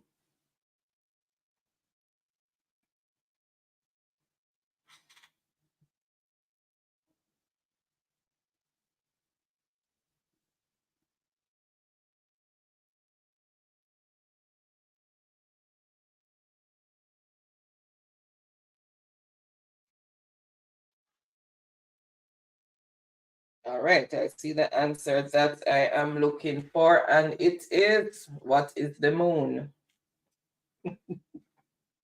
Is one slice of yellow or white yam? That depends on the time of night, what color it is. Sometimes it shines gray. Sometimes it looks a bit red. Sometimes it looks slightly yellow. All right. So what is the moon? And that is 400 points. All right. Let's see who came in with the correct response. Donmel, 400 points. Hold on. Riddle for Donmel, 400 points. Tiffany, David, Uriel, Monica. That's all the answers came in. All right, and score as it is. Monica on 100 points. Truck Life 300 points. Danmel and Ricardo 1,300 points. Uriel 400 points, and David 1,400 points. You're so no miss on your butt tonight. Danmel saying riddles for 500. All right.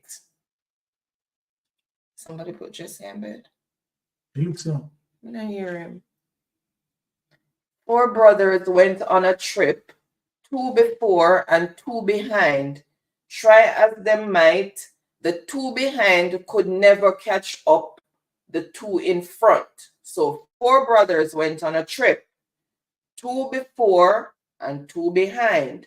Try as they might, the 2 behind could never catch up the 2 in front.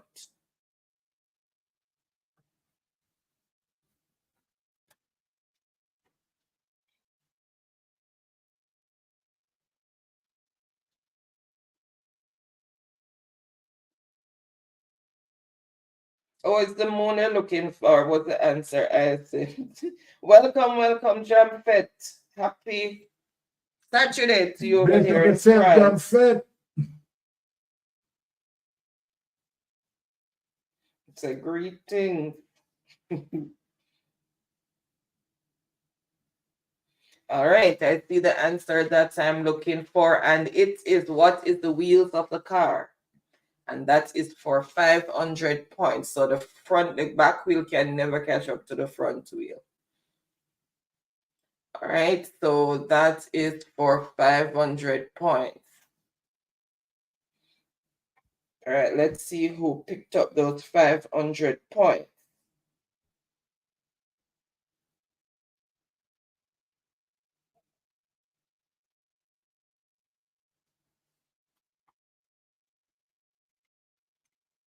Okay, David, he blundered, but then he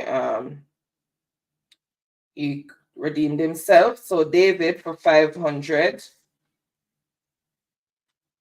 Then Andrew, people have the car, but not the wheels of a car. Tiffany wheels, car wheels, truck life. Reggae girl said vehicle, car. Okay. All right, that's all the answers came in. Ned also came in with car.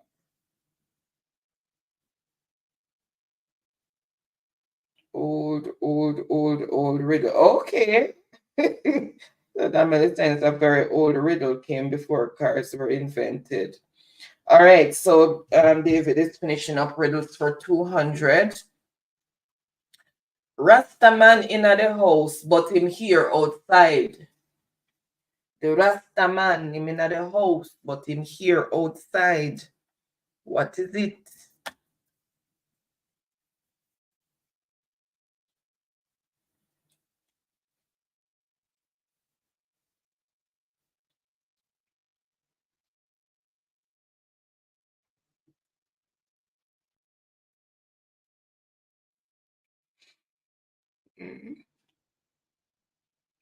So Rastaman in the house, but him here outside.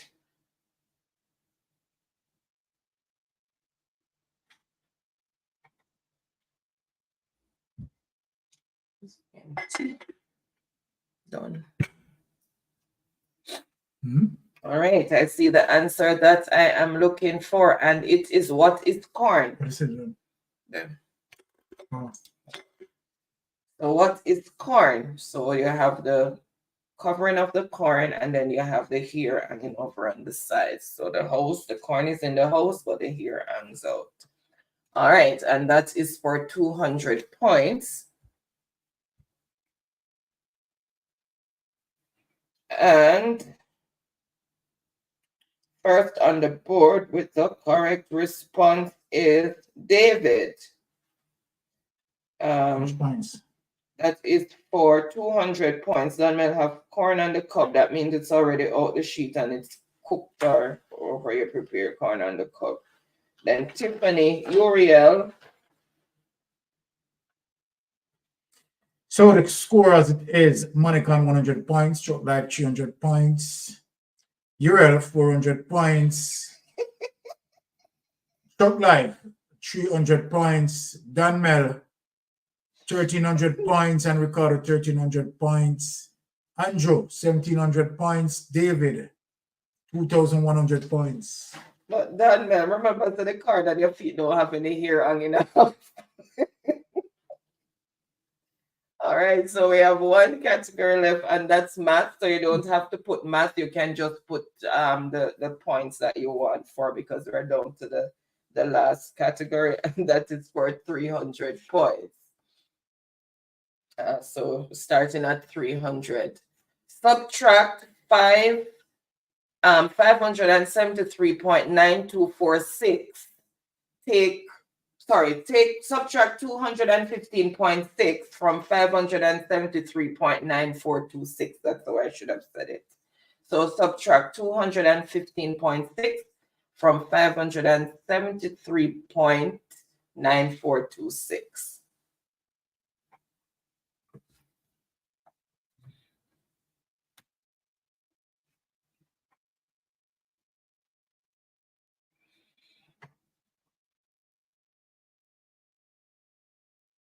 Them quick. All right, I see the answer that I'm looking for. And it is 358.3246. That's the answer. So 358.3246. So let's see who first came in with the correct response.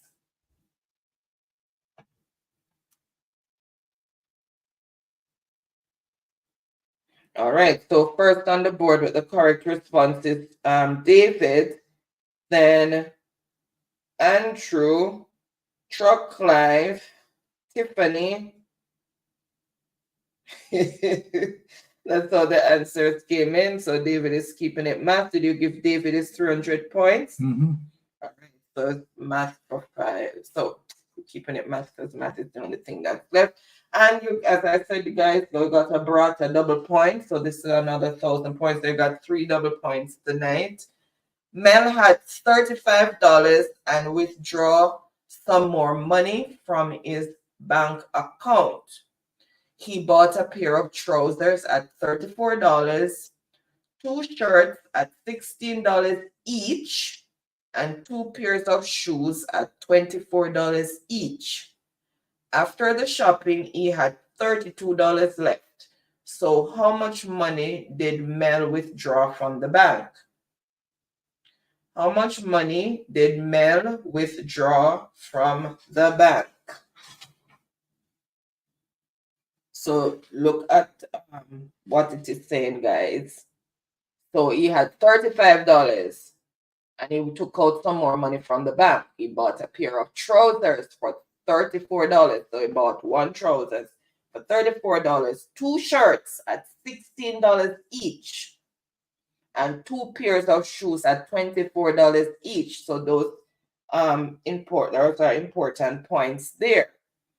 So after the shopping, he had $32 left, the amount of money Mel withdrew from the bank.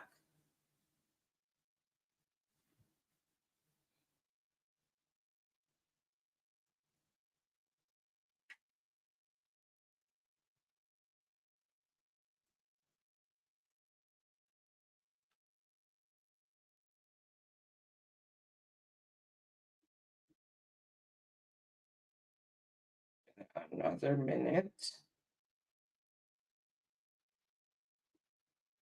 All right, I see the answer that I am looking for, and the answer is for 1,000 points, and it is what is $111. So if you add the items, so he bought 1 pant for $34. Then he bought 2 shirts at $16 each. So 16 times 2 is 32. And then he bought 2 pairs of shoes for $24 each. So the 2 pairs of shoes would be $48. So that adds up to $114. He had $35 in hand prior. So after the purchase, he had $32 left. So that means he just took $3 to make up for what he was paying. So NC had to use $3 from the $32 to make up the payment for the item bought. So to find the amount drawn, so when you add what he bought together, it's $114. And then so to find the amount drawn, you take the $3 that he would have taken from the $35 to make up for the payment for what he bought. Then you'd realize that he withdrew $111 from the bank. Hope everybody's following. I can do the X and the equal Y and all of them variations there. I just do it by going through and deducting and adding and do what I need to do there. So I hope you guys followed. So it's $111. And that is for 500 points. When you do it with the Y and the X and all of those things, it takes too long. All right. And that is for 1,000 points. So those 1,000 points goes to Truck Life. Truck Life? Yeah, Truck Life. That's $111. All right, so it's going for 100. Kim can walk 4 kilometers in 1 hour. Kim will walk 18 kilometers in this many hours. So how many hours will it take Kim to walk 18 kilometers if she walks 4 kilometers in 1 hour?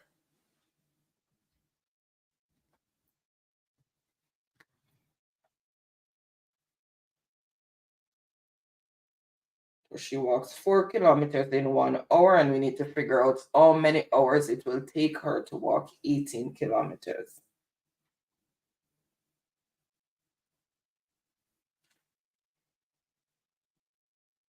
All right, I see the answer that I'm looking for, and it is 4.5 hours. It will take, so 18 divided by 4 equals 4.5, which is 4.5 hours it will take her. So 4 hours and 30 minutes, and that is for 100 points. So let's see who picked up those 100 points. Andrew, 100 points, and Reggae Girl, David, Dunmel, Tiffany, Truck Life, Monica, Rave, Reggae Girl. All right, so 2 points left on the board there. So choose one out of those 2 points that are left on the board. Okay, so 200. Linda bought 3 notebooks at $1.20 each, a box of pencils at $1.50, and a box of pens at $1.70. Linda spent this much money. So she bought 3 notebooks at $1.20 each, a box of pencils at $1.50, and a box of pens at $1.70. How much did Linda spend total?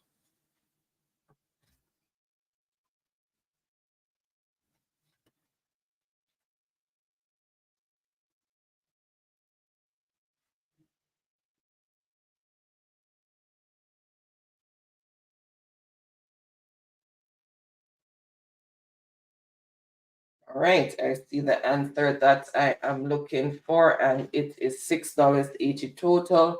$1.20 times 3, because it's 3 notebooks, that's $3.60, and $1.24.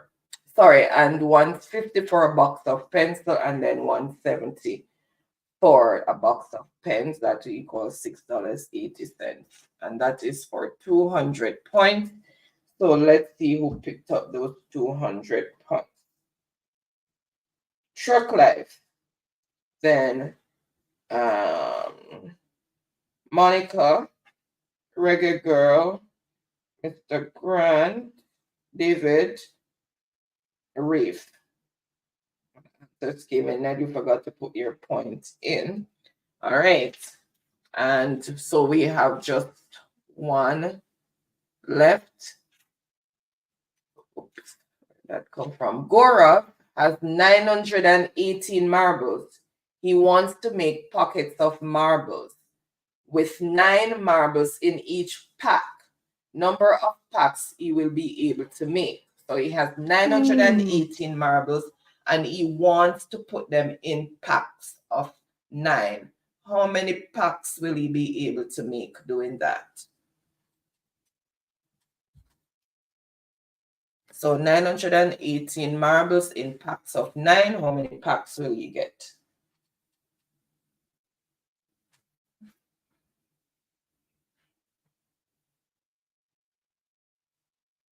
All right, I see the answer. The hero Baron, you yawned a while ago. No, sir. All right. I see the answer that I'm looking for, and it is what is 102. So 918 divided by 9, because he's putting 9 in each pack, so we'll get 102 packs. All right, and that is for 400 points. So let's see who picked up those 400 points. All right, so I have refreshed, and it is David for 400, then Tiffany, Truck Life, Don Mel, Reggae Girl, Wayne, Rafe. That's how the answers came in. And well, Byron wants some KFC. I didn't know that the KFC map up there, Wayne, is Popeyes. They know. It's Popeyes they have up there. I know Jaden wanted KFC.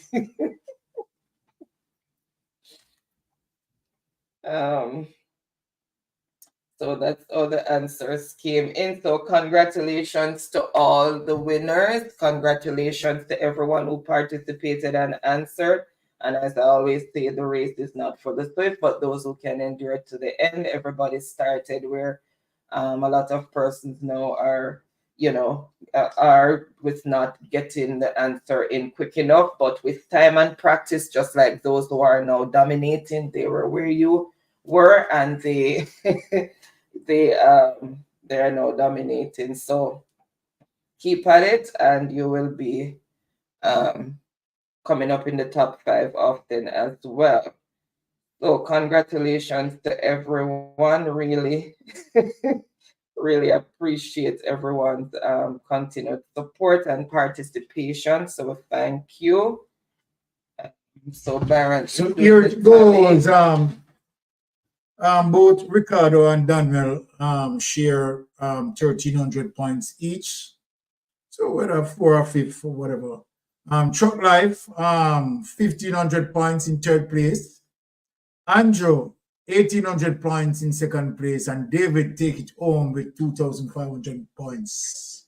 Okay, so congratulations to everyone. And let's see, I have everyone, a number for everyone on the who came in tonight. And Brittany, if you're still here, I know you said you will send it when you get it, when you're able to, but just a reminder that I am still waiting on number for you. And someone 876, I have to go back and open up the chat for that week.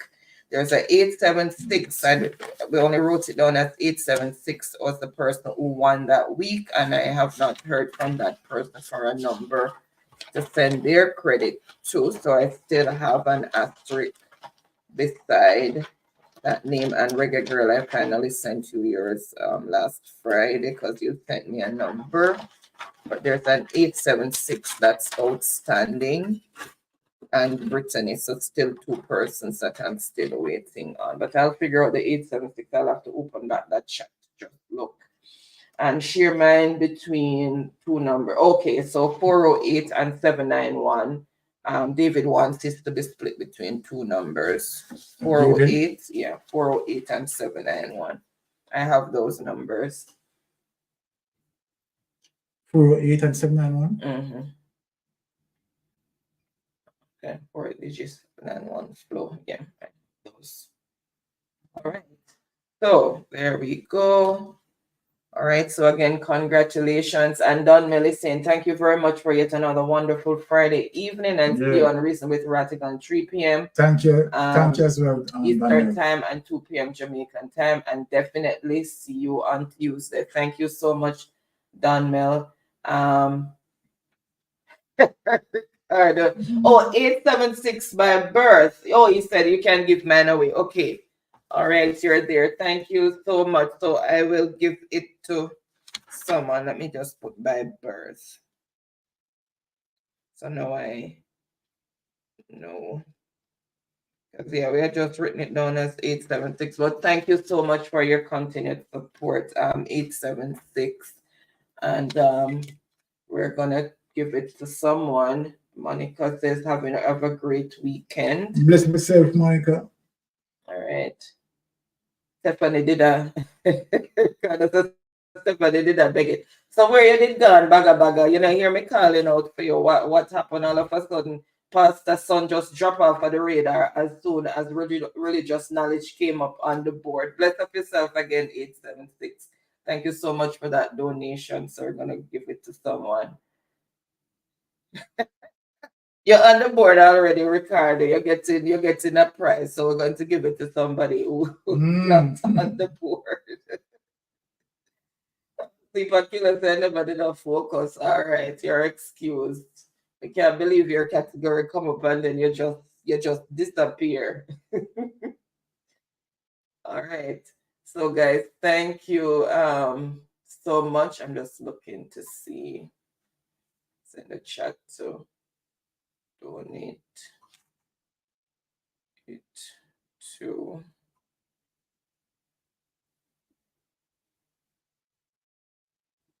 All right, we can donate it to Tiffany. So I'm going to put Tiffany.